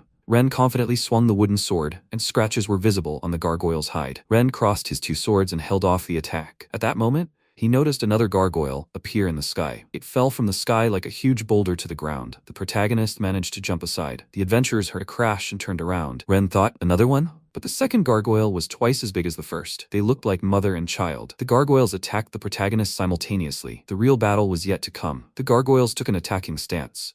Ren remembered the ad mentioned only one gargoyle. He crossed his two swords. The monsters simultaneously attacked with their tails, but the protagonist managed to jump back. One gargoyle's tail flew almost over Ren's body. Then the protagonist attacked the monster and wounded its leg. The gargoyle let out a shrill scream. Ren thought that if he simply ran away, they would attack other people. Something had to be done. A larger gargoyle rushed to attack. Ren used his wooden sword and bound the monster with an ivy vine. The smaller gargoyle used its tail again, but the protagonist managed to react. While he was in the air, he thought about eliminating the threat. He instantly struck the smaller monster in the chest, and a beam of energy pierced the gargoyle. The monster screamed in pain.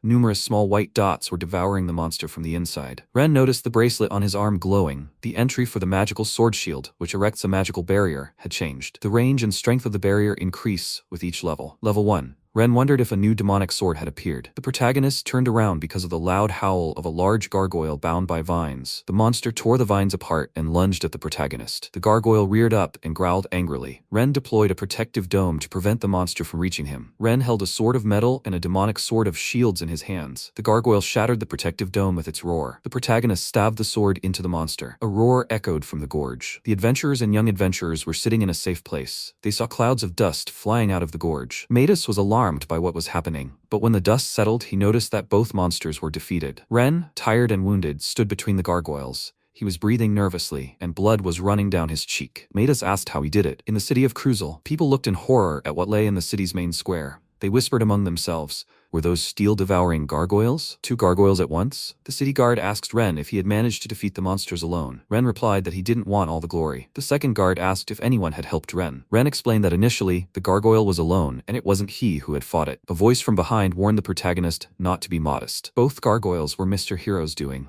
Ren turned his head and saw Matus. Midas said he just contacted the guild and the entire reward would go to Ren. A little later, the protagonist walked down a city street and studied the inscriptions on his bracelet. The demonic shield sword required a lot of magic power, but was very easy to use. Ren thought about the increase in productivity. The steel-eating gargoyle was a generous point-paying monster. If you counted it, Ren had earned even more than he had for Yearcow and Mana Devourer, which had been so difficult to obtain. His mastery of the demonic shield sword had increased. Perhaps leveling up demonic swords crafted from special stones required talent points extracted from stones of the same type. Ren wondered if he'd gotten any stronger. Lucia, who was leaving the shop with a guard and a maid, called out to the protagonist. She asked where his wounds came from. The protagonist was a little confused. In Baron Klausel's castle, Ren and Lucia were sitting on the sofa. Lucia said it was okay because the wounds weren't very deep. She placed her palm on his cheek and healed the wounds with her energy. Ren said he was afraid Lucia would scold him. Lucia asked why. She said Ren had performed another heroic deed. Shouldn't she praise him for that? His bravery had saved the lives of many people. He should be proud of himself. Ren clarified that it could be called a heroic deed if he had engaged in battle himself. Lucia said Ren had faced dangerous opponents, and that might have angered her. But she knew her father had sent Ren there to scout the area. Lucia looked into his eyes and said she was still worried about him. Lucia extended her hand and asked about the fact that he hadn't eaten yet. She suggested they have dinner with the head of the residence. Together, they went to the Baron's house. Ren said he was to blame for making her worry about him. He asked if there was anything he could do to make up for it. Lucia smiled and asked not to think about it anymore, but she planned to visit several villages, just as she had visited his. He could accompany her on this journey. Ren said, of course. After some time, Weiss brought a scroll to Baron Klausel. He said it was from the knights who guarded the villages near the Baldur Mountains. The Baron said it would be colder than usual. They needed to stockpile firewood and magical tools for the winter. He asked what Weiss thought of the steel-eating gargoyles. Weiss replied that the hero's faction believed the gargoyles had come in search of food. They said both gargoyles looked emaciated. The Baron mentioned that the prices of certain minerals had recently fallen. Weiss suggested that this might be related to the hero's unscheduled excavation of mineral deposits in previously inhabited areas. The Baron asked how such a thing could be prevented. He recalled the teacher's words, saying Ren lacked the gift of sacred sword techniques. Perhaps Ren possessed a gift for power techniques, as he could see how much his swordsmanship had improved recently. Gargoyles devouring steel, several days after their pacification. Ren, along with Lucia and other expedition members, visited the villages in the area. Weiss suggested stopping for a rest. Ren dismounted his horse and removed the saddle and belongings. The horse licked him with its tongue. Ren asked if it missed him. The horse nodded in response. It was Yerku's former steed. Lucia said it was good that the horse accepted him. Ren stroked the horse's muzzle and said he was very glad about that. But the horse had no particular affection for Yerko. Lucia said the horse felt at home from the start. It was obvious the horse hadn't been treated so well before. Apparently, the horse also carried magical blood, like Weiss's, so it would continue to develop. Ren asked, "What does she mean?" Lucia replied that horses of magical blood have a much longer lifespan and a much longer prime. The protagonist replied that the horse would be his faithful companion for a long time. She stroked the horse and said they absolutely had to think of a name for it. The maid called for Ren and asked if he could speak to her for a moment. Ren and the maid stepped aside. The maid thanked him for his attention. She said she had heard he would be visiting Baron Klausel. Ren replied that was absolutely true. He would be visiting the Baron for a while. The maid said she was delighted by the news, as was Mrs. Lucia. She asked if Master Ren would attend the gala evening. Ren repeated, "The gala evening?" The maid replied that it was the lady's birthday celebration. Ren recalled that Lucia's birthday was in the summer, so there would be a celebration next month as well. The protagonist thanked the maid for the information. He said he would definitely return to Cruzel with gifts. There was much to think about. In one of the villages in the district, the village headman greeted Master Lucia and said he was glad to see her there. Lucia bowed deeply in return. Weiss and the soldiers unloaded aid from the Baron for the villagers. At night, in the guest house, Lucia pointed out on the map which village they were in. She told them which road they would take tomorrow. Ren clarified that the map indicated the Baldur mountain range. Lucia replied that they had passed close to the Baldur mountains before. Ren thought this place was much closer than he imagined, but they are in no danger until they interfere with Duke Ignot. In the Legend of the Seven Heroes, Duke Ignot brought a cataclysm to the Baldur mountains to destroy the Leomel Empire. These are mountains where magical creatures above rank had never appeared before. The mountains were transformed and became the most dangerous lands. At that time, a magic crystal was used, from which the red dragon Asbar was incarnated. According to legend, this ancient dragon, who lived in these mountains for several hundred years, understood human language and was proud of it. The dragon yearned to find the strongest of this world. But one day, Asbar lost his mind because of the Demon King. He transformed into an enraged creature that attacked 7 heroes. The dragon's body fell into the volcano that was raging in the Baldur Mountains. After a long time, the body melted down to the bones. Then the volcano transformed and went extinct. The only thing that did not melt was the magic crystal. The crystal remained in the bowels of the volcano. Duke Ignot learned of the crystal, revived it, and kept the power of the Demon King for himself. The demons that inhabited the Baldur mountain range gained this power. Duke Ignot hated it all. He dedicated his entire life to his homeland. He'd cruelly lost Fiona. The expedition set off for another settlement. The Baldur Mountains appeared on the horizon. Ren thought the future had changed, and therefore nothing should happen, but he couldn't let his guard down. In the village, a resident approached Weiss and said he wanted to consult with him. He said the water level in the river near the village had dropped for several days. Today, upstream, he discovered fallen trees blocking the flow. A few days ago, there had been a heavy rain in this area, causing many casualties. The village headman suspected the rain was the cause. They tried to remove the fallen trees, but they were too heavy. The villagers couldn't handle it alone. Ren asked if Weiss would come, if he didn't mind. He said the knights had just entered the village and there was a lot of work to do. He was sure he could lift a couple of trees. The village chief asked if the protagonist could handle it alone. Weiss smiled and said there was no need to worry, because this guy was Ren Ashen. The village chief was surprised that this was the very hero everyone was talking about. He apologized to the protagonist. Ren thought he was now very embarrassed. Lucia thought that even Ren was still human. He went upstream to help the villagers. When the protagonist saw fallen trees across the river, he realized that this was the right place. He vigorously began chopping down the treetops with his sword. He pushed the pieces of severed trees aside. The trees flew around like toys. Then the protagonist began removing huge boulders. When the protagonist finished clearing the rubble, he realized he was soaking wet. He should have been more careful. Suddenly, he heard a familiar female voice. The girl said that she believed that magic should speak for itself. And how was that working? She asked what he thought about that. He turned around and saw the girl from the cafe. Ren asked why she was there. The girl said she'd wanted to say the same thing. She asked why he, who lived with Baron Klausel, was splashing around in the water here. Ren replied that he was there on urgent business, not to swim. The girl laughed and said that if he caught a cold, it wouldn't be so much fun. Ren looked closely at his shirt. He couldn't understand why his clothes had dried instantly. The girl laughed and said it was a spell that could clean and tidy clothes. She asked about how convenient it was. Ren thought that of course it wasn't limited magic, so there were spells that could be used for similar purposes. In the Legend of the Seven Heroes, there wasn't even the concept of dirt. There was some kind of magic for everyday life that he didn't know about yet. He asked again why she was there. The girl replied that she was there for work, although from her attire,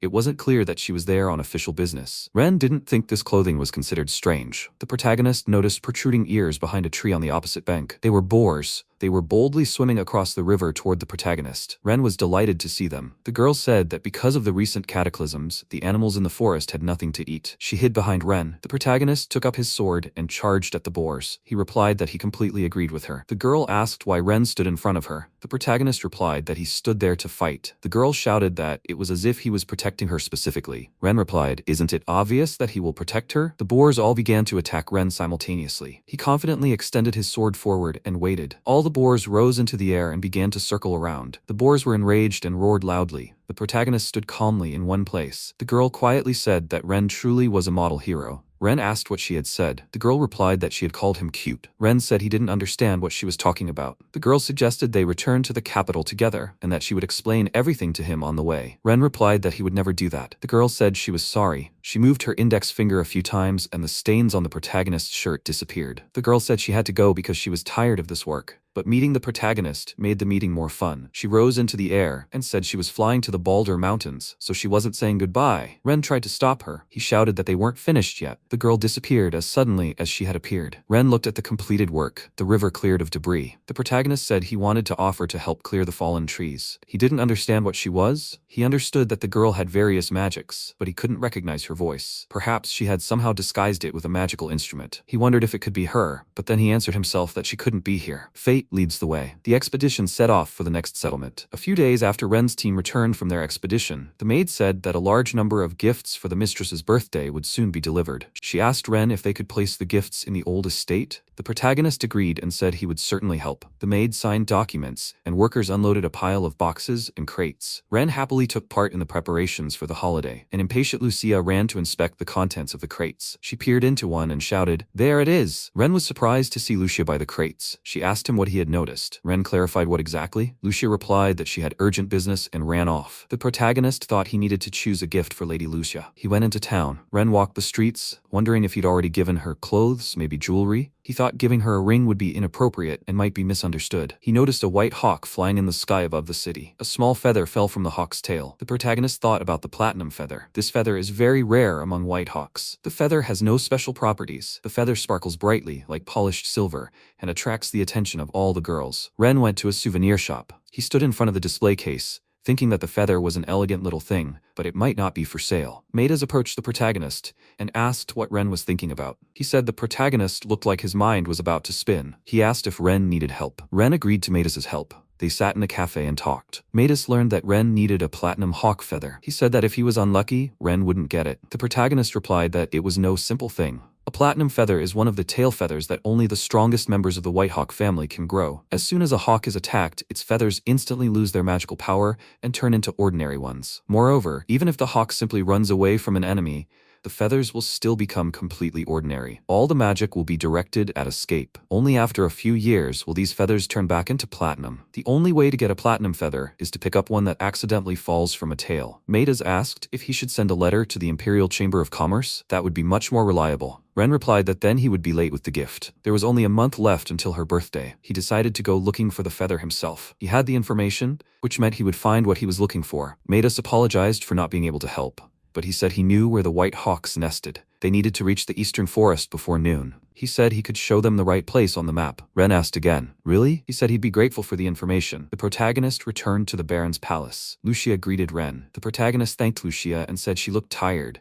He asked if everything was all right. Lucia smiled sweetly and said she was just a little overexerted using magic. Not to worry. Ren asked about the mistress studying divine magic. Lucia replied that it was nothing, just not to worry. She walked away quickly. The next day, Ren was walking through the forest, comparing the terrain on a map.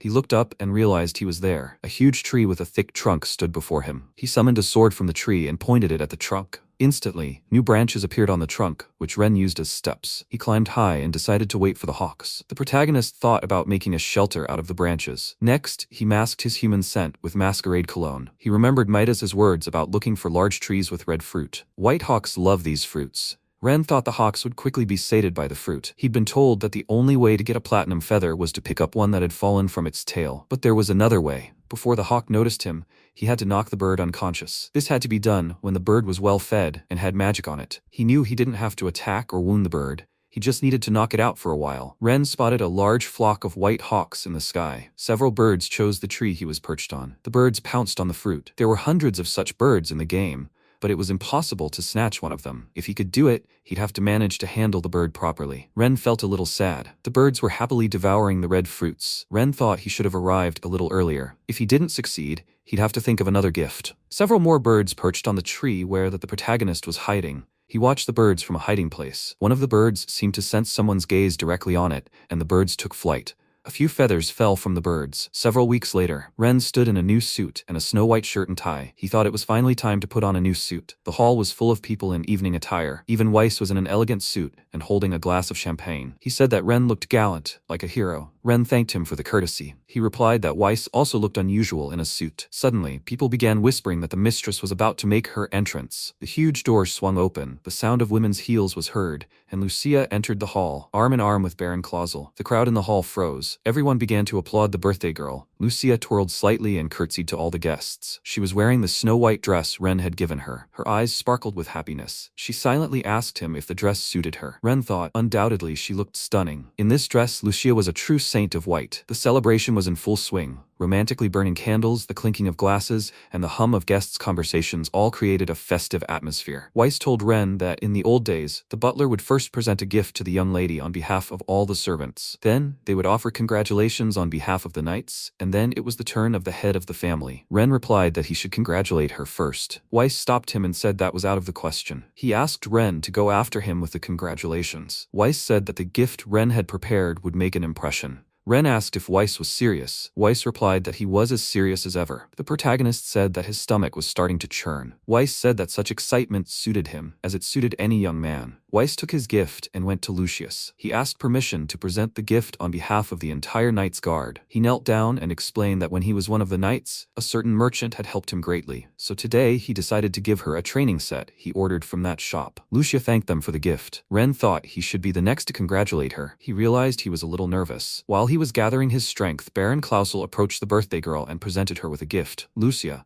her eyes shining with happiness, thanked her father. Ren wondered what was wrong with the line. Weiss apologized to the protagonist, as he hadn't known this would happen. Ren wondered if Baron Lézard really thought he didn't have a gift. Weiss replied that he didn't think so. The Baron knew what he was doing. The Baron watched Ren furtively. Ren thought he'd have to give the gift last. He straightened his tie and decided it didn't matter. He approached Lucia, handed her the gift, and said happy birthday. He hoped Lucia would like his gift. The young lady accepted it, hugged it tightly, and blushed with embarrassment. She quietly asked if there was anything she couldn't like. Lucia said she was very happy to receive a gift from Ren. The protagonist replied that he was glad she cared about his gift. But besides his gift, the young lady had received many other things. Lucia laughed and said that of course she was happy. She carefully opened the box, and the contents illuminated her face. Lucia was surprised when she peered inside. Inside was a neatly wrapped feather. Everyone in the room was curious about the gift the young lady had received. Weiss couldn't believe his eyes. Was it a platinum hawk feather? Lucia said she could die of happiness right then. Red replied that he was very glad the gift was liked. He smiled and added that he should have given her something that wouldn't make her want to die. The young lady said she would never give the gift back. The orchestra began playing music. The tables were laden with refreshments. One of the maids said they hadn't wasted any time either and had prepared many delicious treats. She offered to try them. Baron Lézard approached the protagonist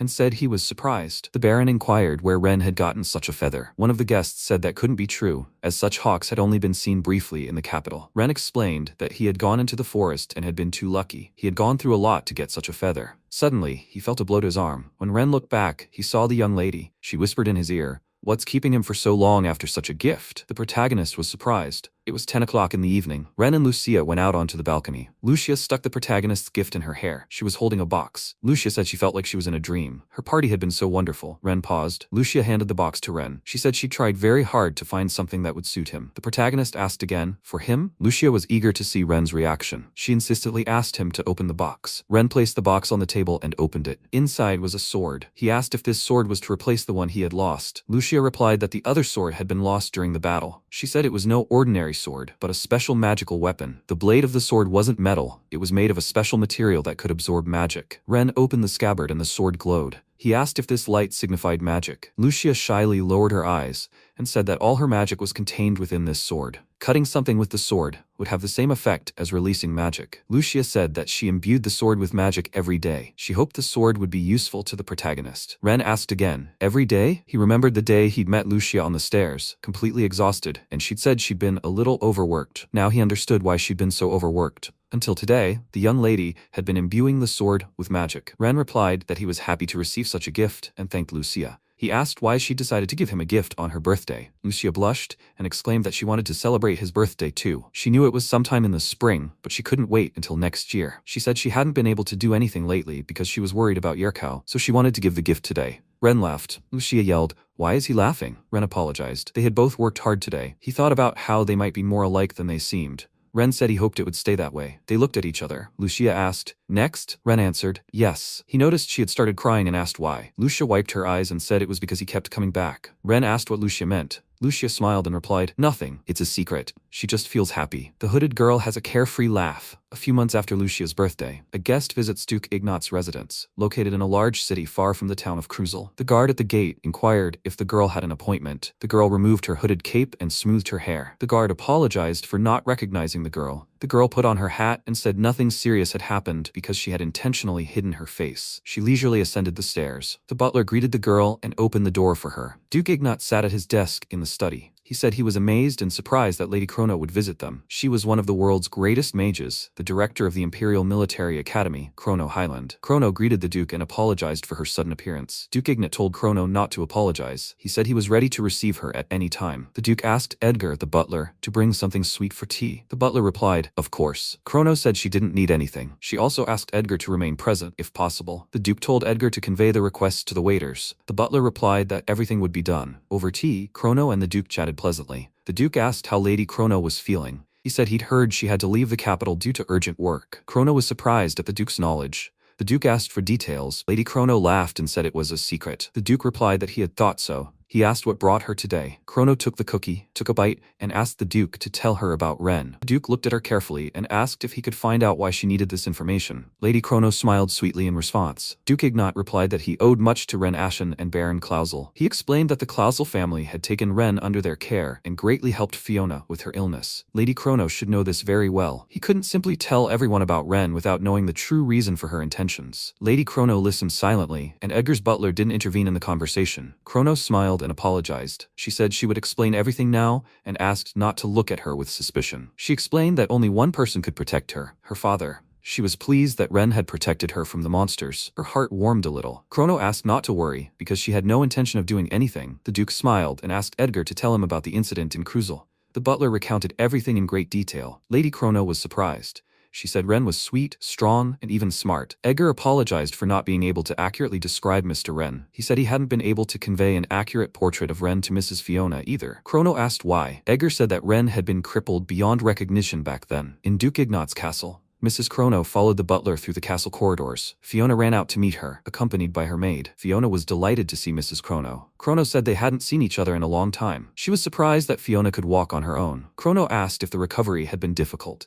Fiona replied that it had been difficult, but she hadn't given up. Her body began to move more each day, but she endured the pain, and finally, it was all over. Fiona asked what brought Mrs. Chrono here. Chrono replied that she wanted to check on Fiona and her condition. Fiona smiled sweetly, smoothed her hair, and said she was perfectly fine. She said she'd heard about the successful conversation with her father. Lady Chrono smiled and replied that the conversation had been important too. She asked permission to examine her. Fiona agreed. They entered the room and sat opposite each other. Chrono placed her hand on Fiona's chest and scanned her body. She then said that Fiona could do without medication. Her body was coping perfectly well. Chrono reassured Fiona that things wouldn't be like before. The only thing Chrono asked was for her to keep the necklace she'd given her. Fiona understood and thanked her. Lady Chrono noticed Fiona's new military academy uniform in her room. She asked if Fiona had tried it on. Fiona replied that she needed to adjust some details, so she tried it on many times. She knew the final exam was still ahead, but she wanted to prepare everything in advance. Lady Chrono replied that the entire aristocracy was busy preparing for the results announcement. If she didn't work on the uniform now,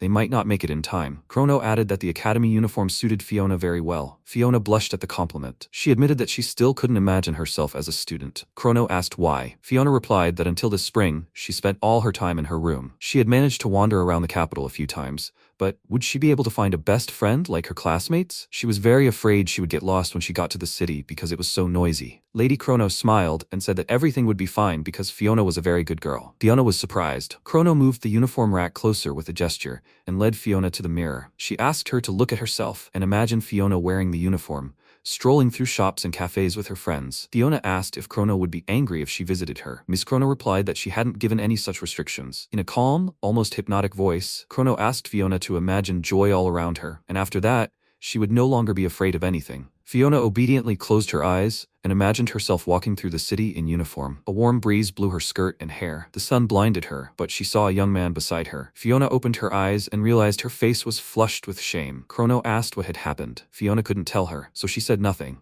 She asked her not to pay attention to it. She felt herself burning with shame, imagining Ren, whom she'd never met. Evening had fallen. Duke Ignot and the butler, Edgar, came out to see Lady Chrono off. She said it was already dark, which meant it was time for her to go. Incidentally, Chrono mentioned she'd been to the Balder Mountains. The Duke thought it was very interesting. He asked why she'd been there. Chrono admitted the academy hadn't been able to prepare one location for the exam, so she'd climbed the mountains to scout out a replacement location. She realized the mountains weren't suitable. There were too many steep cliffs, dangerous for the students. She said she'd heard this year would be cold. The Duke asked about the location for the final exam. He said that if he'd submitted the letter of recommendation earlier, Fiona wouldn't have had to take the exam. Chrono turned, smiled, and replied that nothing could be done. The Duke had already been doing everything he could to help Fiona recover until this spring. Duke Ignot asked if it was okay for them to discuss this here. All information about the exam was confidential. Chrono replied that there was no need to worry, as she had not approved of the location. While they were talking, the Duke walked Chrono to the gate. Chrono said there was no need to accompany her any further. She would not be in Leomel for the rest of the year. She was glad to stop by and see Fiona. The Duke asked where Lady Chrono was heading. She replied that she was going to a sacred place on business for more than a year. When asked, she wanted to refuse. Part of the Silver Sacred Palace was being restored there, and it is a citadel among temples all over the world. The Duke clarified that this is why teams of people were being sent there from all over. Chrono said this place was rich in various sacred relics and barriers. Because of this, a board of trustees would be in charge of the academy during her absence. The Duke replied that this was a good thing. He wouldn't mind watching from the sidelines to see how the board would handle the feud between the factions. The Duke said he was glad that Lady Chrono would be able to spread her wings. Chrono wondered if this was truly true. She looked at her watch and shouted that she had to run now. If she didn't hurry, she wouldn't make it to the magic ship. She thanked the Duke for everything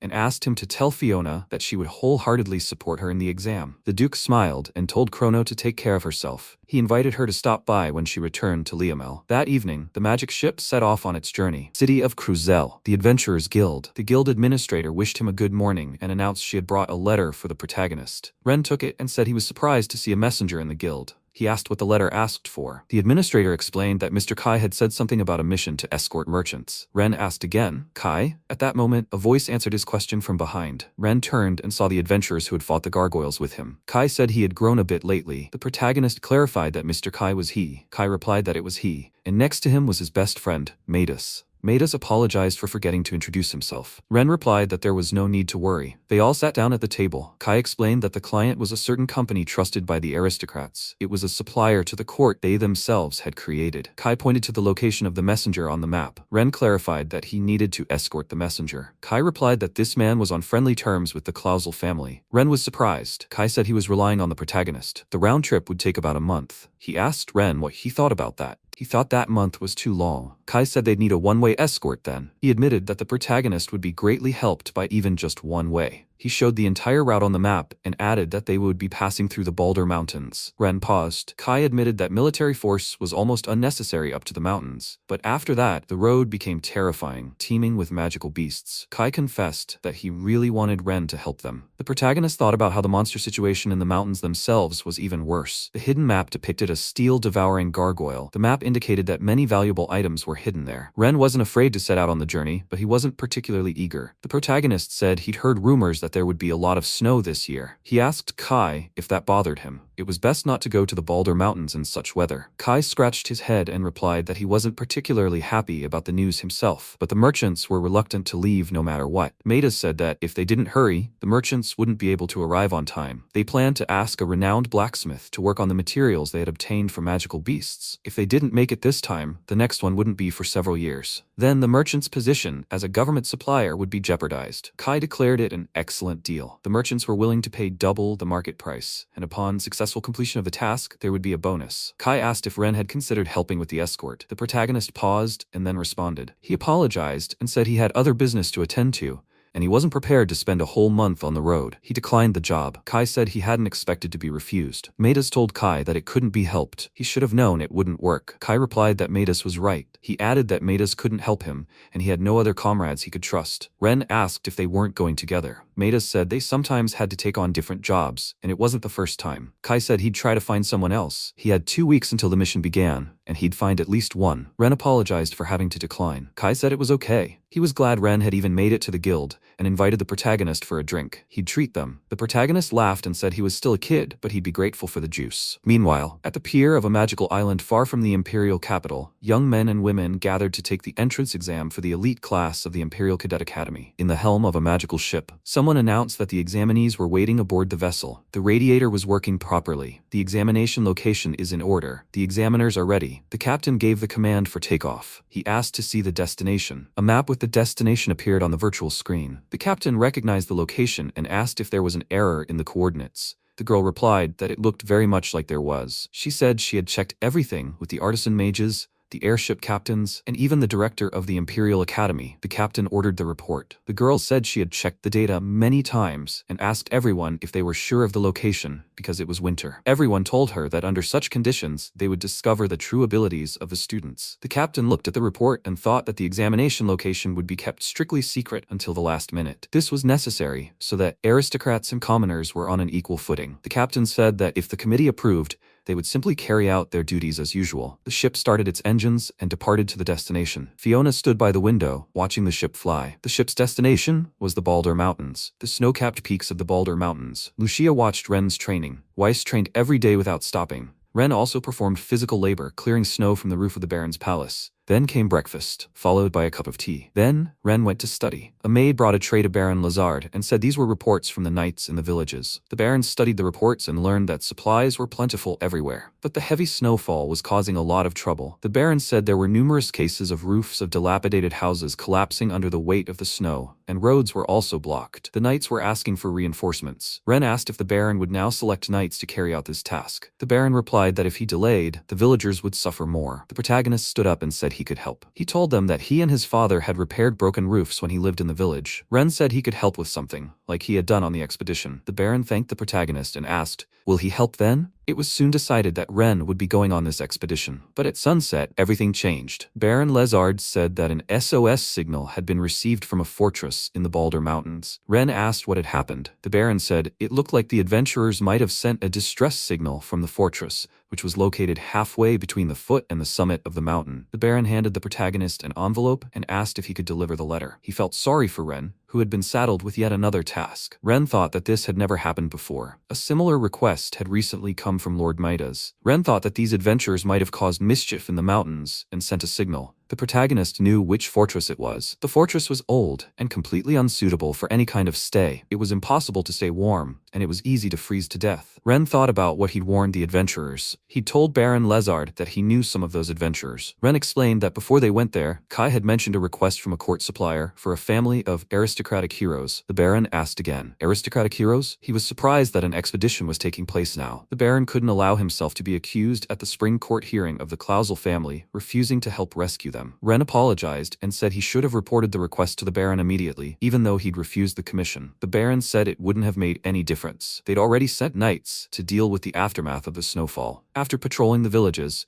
the knights would head for the Balder Mountains. They could also send knights directly from the castle to the fortress. For the sake of saving the people, for the sake of the villagers, and for the sake of the entire Clausel family, so as not to drag them into unnecessary conflicts. Ren approached the Baron and asked permission to join the detachment he was sending to the Balder Mountains. The Baron said he had assumed the protagonist would volunteer, but he felt so awkward asking him for such a favor. Ren asked the Baron not to worry, as he was just going along for company. The protagonist asked to be allowed to protect the Clausel family. Baron Lazard agreed with Ren. He allowed the knights to accompany him to that fortress, but he should never have accepted the commission. If he accepted the request as an adventurer, he would be obligated to accompany the expedition until it crossed the Balder Mountains. This winter, the mountains were extremely dangerous. The only task was to rescue those who gave the signal. But after that, Ren must return immediately. The protagonist thanked the Baron for his concern. A merchant expedition was about to depart from the city. Ren approached Matus. Suddenly, Lady Lucia called out to Ren. She asked Ren for his hand. Lucia drew a figure in the air and placed it in Ren's hand. Ren thought he was overflowing with power. He asked if this was divine magic. Lucia said the magic would only last a few hours. She really wanted Ren to feel a little better and not get hurt. Ren thanked her and said that everything would work out now. Lucia had a sad look. She said she wanted to go with him, but she was told that this was not the place where the presence of the White Saint was needed, and the Pope had not given his permission for the trip. Ren replied that everything was fine, and his sword would help. The protagonist said that this talisman was always with him.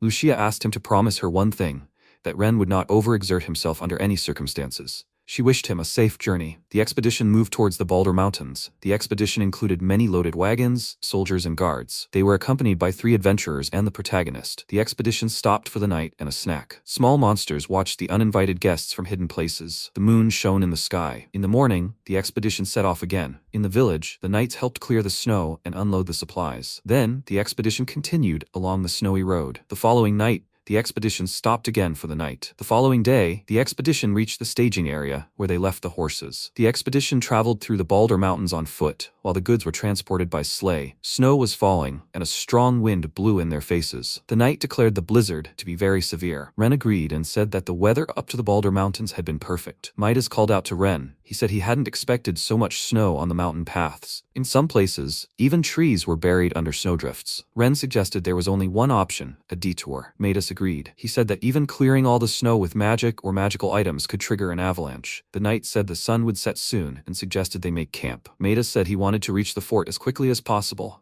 but that was impossible. He suggested setting out tomorrow. Ren looked at the mountains and noticed the signal fire was still lit. The knight said they now knew there were still survivors. Ren agreed with the knight, but he couldn't understand what could have happened. How could they get lost with so many guards and a crowd of adventurers? The knight replied that some unforeseen circumstances might have arisen. Perhaps someone was injured and unable to move. Another knight said they also needed to be on guard. The expedition retrieved a magic item and a heater, and everyone sat around. Midas said there was a public road leading to the fort, and they would arrive there in 2 or 3 days. The knight said they had a lot of baggage. They needed to regroup and be prepared for a monster attack. He reminded them that Lord Midas was responsible for the adventurers. One of the young adventurers said they were responsible for the hero. The second adventurer said it was better to have a sweet and handsome boy at one side than some louts. When dawn broke, the expedition set off again. They climbed higher and higher. Darkness fell, and the expedition set up a tent camp to rest. The next day, the expedition set off again. The knights climbed sheer cliffs. Ren hoisted loads with ropes and offered a hand to those who needed assistance. That night, Ren sat in a cave and admired the mountains at night. In the morning, the expedition set out again. That time, the road passed along a narrow mountain path. The expedition reached a suspension bridge in the mountains. One of the knights said that beneath them was a dormant volcano. Lava had once flowed here. Ren replied that it was very noticeable. The protagonist recalled that, in fact, the legend of the 7 heroes said that it was because of Asfar that the canyon floor was flooded with lava, emitting toxic fumes. The expedition then climbed a high slope. Suddenly, Midas sensed something. He ordered everyone to stop and then reported that monsters were nearby. He looked through the snowstorm and noticed that the fortress was under attack. This was an emergency. Ren furiously charged. He held a new sword in his hand and channeled this feeling into it. A large number of monsters were ready to attack. Midas and the soldiers were greatly surprised by what they saw below the fortress. Midas shouted that there were too many monsters. One of the knights wondered if those in the fortress were okay. Someone replied that they most likely were. He noticed someone trying to fight back at the fortress. At that moment, children were fighting at the fortress. They steadfastly fought the monsters, each as best they could, and with their own abilities. They spun energy charges and directed them at the monsters. The knights from the expedition attacked the monsters from the other side. Ren cut some of the monsters in half with a single movement. Midas didn't understand where the magic was coming from. One of the knights asked, "Who are these children? Don't they look like adventurers?" The eldest knight of the Clausel family shouted that they needed to save their own quickly. The girl asked the boy who these people were. The boy replied that he didn't know, but they couldn't relax. Midas said he didn't understand anything that was happening here, but he would fight alongside everyone else. Ren wondered why children, practically his own age, were fighting alongside the adults. He noticed that all the children were strong. Magic wasn't a simple skill you could just use. These children were unusual. The monsters refused to retreat and attacked with ever greater force. One girl stood apart from the others, fighting the flying monsters. She created sharp snowflakes and swirled them around herself. This girl was Fiona. The snowflakes were sharp as knives. The snowflakes cut the monsters to pieces. The protagonist noticed a huge tiger rushing towards the girl. Ren noticed this and decided to protect the girl. He attacked the monster from behind and stabbed him with his sword. Ren leaped over the monster and stood in front of the girl. Fiona asked who he was. Ren replied that he had come to save her. The protagonist dealt a fatal blow to the monster. From above, the flying monster saw all this and fell like a stone on its attackers. Fiona spotted a flying monster, created sharp snowflakes, and sent them flying upward. Ren thought the girl had very powerful magic. Fiona thought the boy had an unusual and powerful sword. They stood back to back and fought the monsters. The sharp sword and the snowflakes destroyed the monsters equally. While the battle was going on,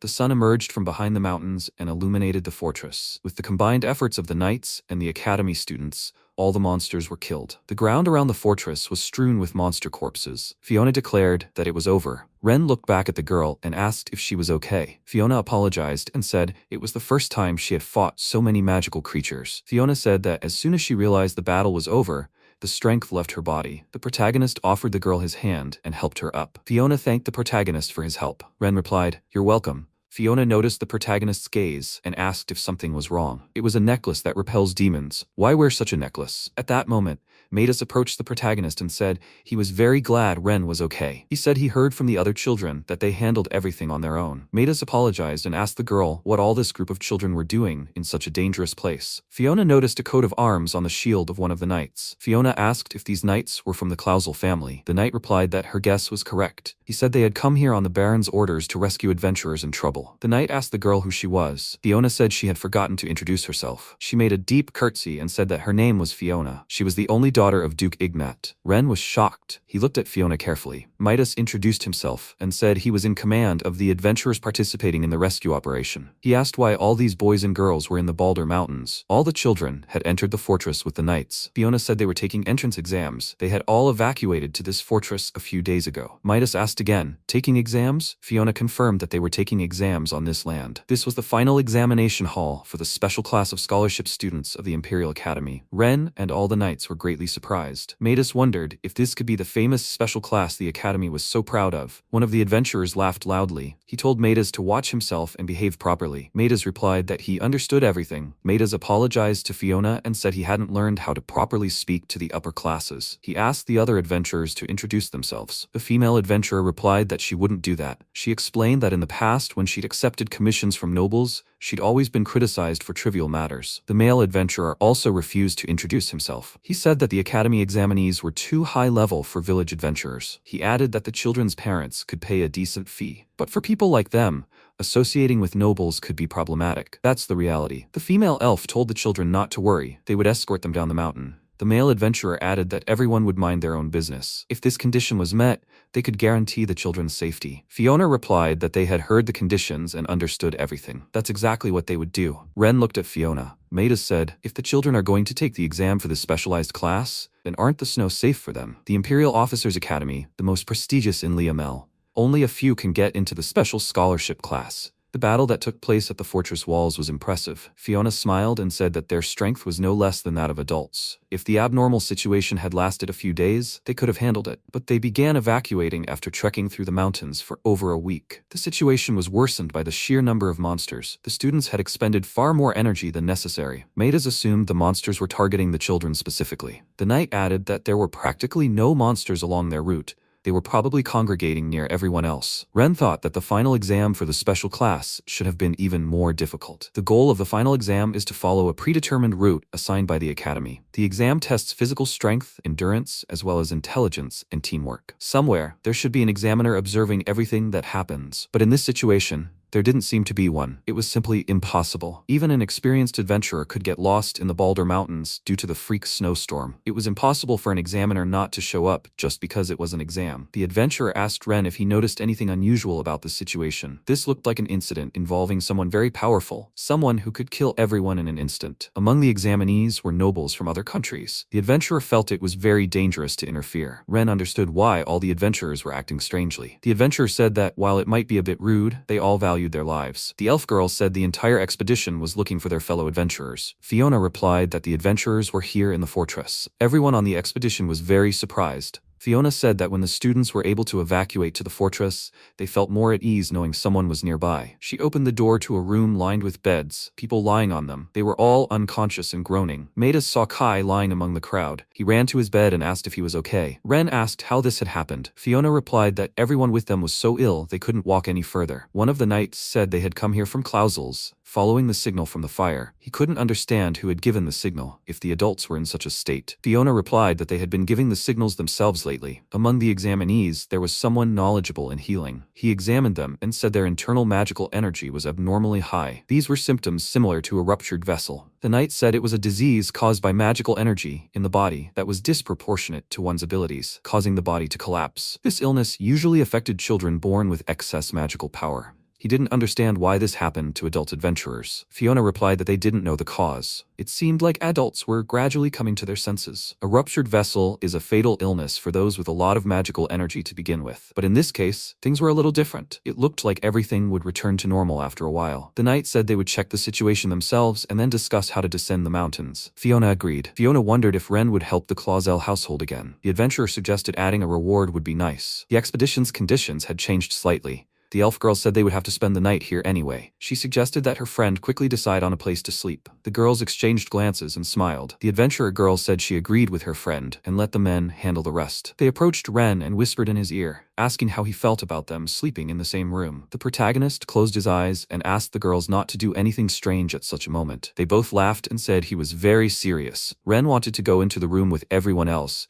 but Fiona was waiting for him at the door. She tried to talk to him, but looked at the laughing girls. Ren said he didn't keep those two girls around for fun. Fiona replied that everything was fine. Ren said that was very good. Suddenly, one of the students approached and told Fiona they needed to discuss something. She asked if they could talk alone. Ren said he would step aside. Fiona called him an adventurer. Ren turned around and asked, "What?" Fiona thanked him for helping with the monsters. The protagonist replied that helping was their job. He wondered if Fiona had mistaken him for an adventurer because of his clothes. Ren thought they'd missed the opportunity to introduce themselves. A snowstorm raged over the fortress that night. The students were discussing something. One of the knights was preparing dinner for everyone. Another was preparing beds for sleeping. During dinner, one of the knights said that the examinees were very nervous about the help they'd received. The second knight replied that it was important for children to demonstrate value through their own efforts. The third said that this was breaking the rules. The first knight said something was odd, because the exam was supposed to be conducted without outside interference. The exam area should be closed, and the lord of this region should be warned of what was happening. Ren explained that in fact, there was no lockdown. Outside adventurers had interfered before the exam began. He asked if the others thought this wasn't a coincidence. The knight said it was more likely that outsiders had interfered somehow. Ren agreed with this assumption. The knight said there were nobles with great power, regardless of faction. Another knight asked if it might be a member of the imperial family. The first knight wondered why they would interfere if the duke's daughter was present. The eldest knight replied that the imperial family's intervention was foolish. He didn't think the hero's supporters were behind it.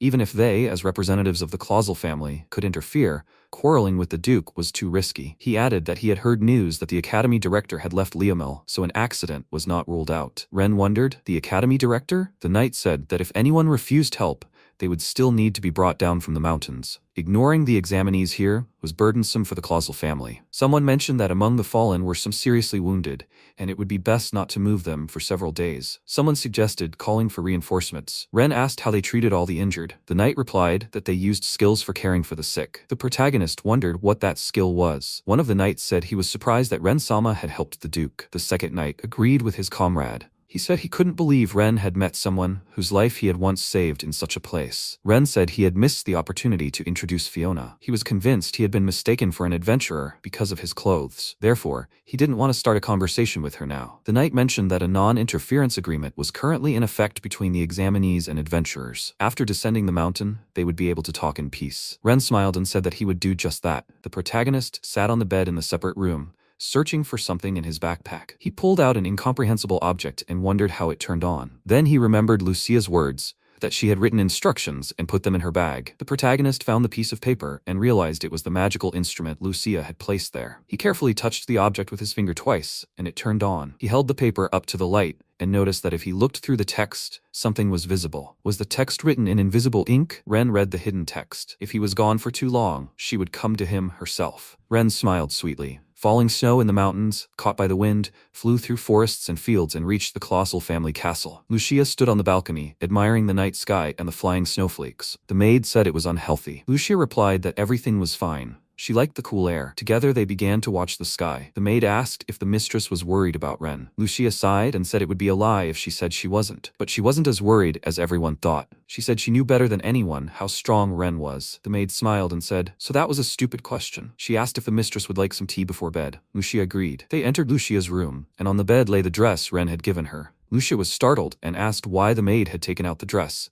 It made no sense. The maid replied that she simply remembered that Ren had given the dress. She noticed how carefully Lucia held the dress. The maid asked if the mistress still missed Ren. Lucia remained silent, sniffed the dress, and said it was a secret. She asked the maid, "Do you understand?" The maid smiled sweetly and replied, "Yes." In the morning, in the mountains near the fortress, Matus carried Kai on his back and pulled a sled behind him. They would go down first. The adventurer tried to stop Matus and persuaded him to wait for reinforcements. He said Kai looked very unwell and should not overexert himself. Matus replied that everything was fine, no need to worry. The knight told Ren that they would go for reinforcements as planned. Matus said they would return immediately with reinforcements. He asked the protagonist to protect the examinees. The female adventurer called Matus a foolish man. The adventurer asked if Matus really didn't care if his partner died. Ren thought for a moment and watched them leave. A huge boar monster leaped out of the snowstorm and charged at the protagonist. Ren chopped off the monster's head and the boar collapsed in the snow. The knight said he was impressed with Ren's work. A boar like that would last at least a month. He said they didn't have to worry about provisions anymore. The second knight asked Ren to leave the further processing of the boar to him. The protagonist rolled the tied boar back to the fortress and thanked the knights. He took a warm shower and walked down the dark corridor toward his room. Fiona came around the corner and bumped into Ren. She asked who was there. When their eyes adjusted to the darkness, they saw each other. Fiona apologized. Ren replied that everything was fine and apologized himself. They were a little confused and didn't know what to say.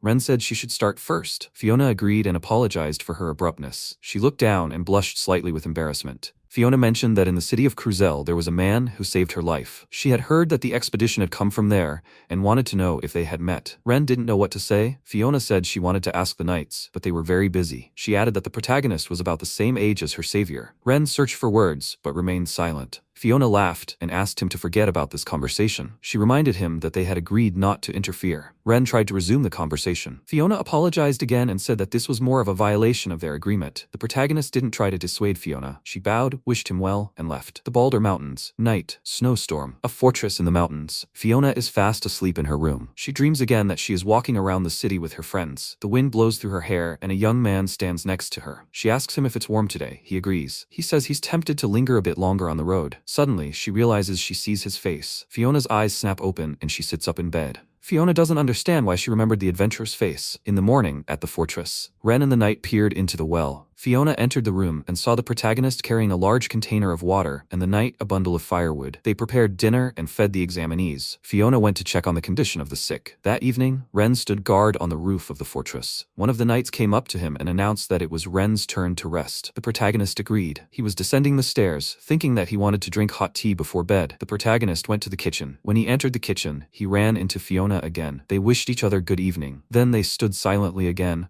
looking at each other. Fiona thought that he really was in her dream, this adventurer. Ren asked if something was wrong. Fiona laughed and said everything was fine. She said she was just thinking. Fiona asked if Mr. Adventurer drank tea. She clarified that she wanted to put some water on to heat. Ren said yes. He offered to join her. Fiona put a ladle of water on the stove. They stood in silence again. The protagonist opened the cabinet door and looked at the jars on the shelves. He picked one up and noticed that it said tea leaves. He thought the tea leaves were a little larger than he expected. Without looking, he reached for another jar, and Fiona reached for the same jar. Their hands touched. Fiona was surprised. Ren pulled his hand away and apologized. Fiona said she hadn't been paying attention. The protagonist said that if she didn't mind, he could brew some tea, but he didn't know if she'd like the taste. Ren put a couple of spoons of tea in the teapot and timed it. Then he strained the tea through a sieve and poured it into cups. They sat on the floor by the fireplace and enjoyed the hot tea. Fiona declared it delicious. Fiona said he brewed tea much better than she expected. It was amazing. Ren thanked her and said he wasn't a master. He was surprised that she knew how to brew tea herself. Fiona replied that until recently, she had been in poor health. She learned from the servants who came to visit her. Fiona pressed the cup against her chest and said that she was too clumsy for such a ceremony. And since tea was important as a medicine, she wanted to learn how to brew it herself. When she lacked strength, she tried to move more, so they practiced. Fiona admitted she'd tried many times, but the tea always tasted bad. Ren admitted that tea isn't easy to brew. He asked Fiona about what what she said about brewing tea for the medicine. Fiona admitted she'd been prescribed a medicine that worked better when taken with tea, not water. The protagonist was surprised. He said the medicine worked completely differently with magical ingredients. Fiona replied that it seemed so, but for a layman like her, it didn't make much sense. She added that drinking tea with the medicine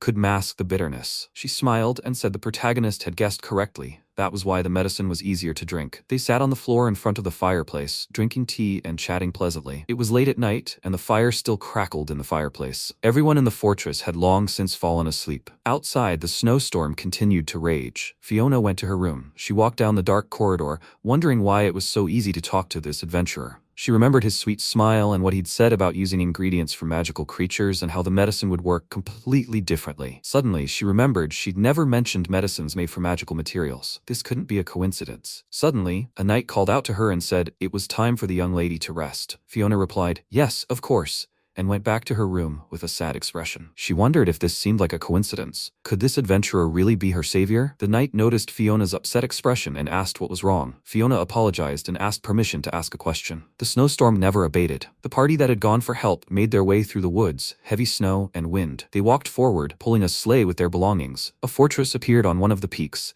where the examinees were waiting for help. The squad leader announced that they had returned and brought reinforcements. The leader of the knights who remained in the fortress replied that those who had arrived could rest well today. He reported that the merchants had also managed to recover. The newcomers were unpacking their belongings and said that they would finally be able to descend from the mountains. Ren approached the knight and asked where Matus was. The knight replied that Matus had left a note and disappeared. Ren was surprised. Disappeared? The knight explained that they had walked together to the very foot of the mountain, but in the morning, they had found a note stating that Kai was feeling ill. The adventurer asked what kind of nonsense this was. The adventurer girl said it was utter irresponsibility. Personally, she was only here because of Matus's personal request. The elf girl also refused to listen to this nonsense. One of the men asked, "So, for Matus, a friend is more important than anyone else?" The helmeted knight replied that such people have no concept of duty. Ren imagined Matus carrying Kai and paused for thought. The adventurer approached the protagonist and said they would stay until the end. After the incident with the steel-eating gargoyle, it would be the least they could do. They were obliged to help Ren because of that incident. That night, the protagonist stood guard on the roof of a tower. In the morning, when dawn broke, everyone gathered at the fortress exit. Merchants, academy students, knights, and adventurers were all present. The adventurer asked the examinees to leave some of their belongings behind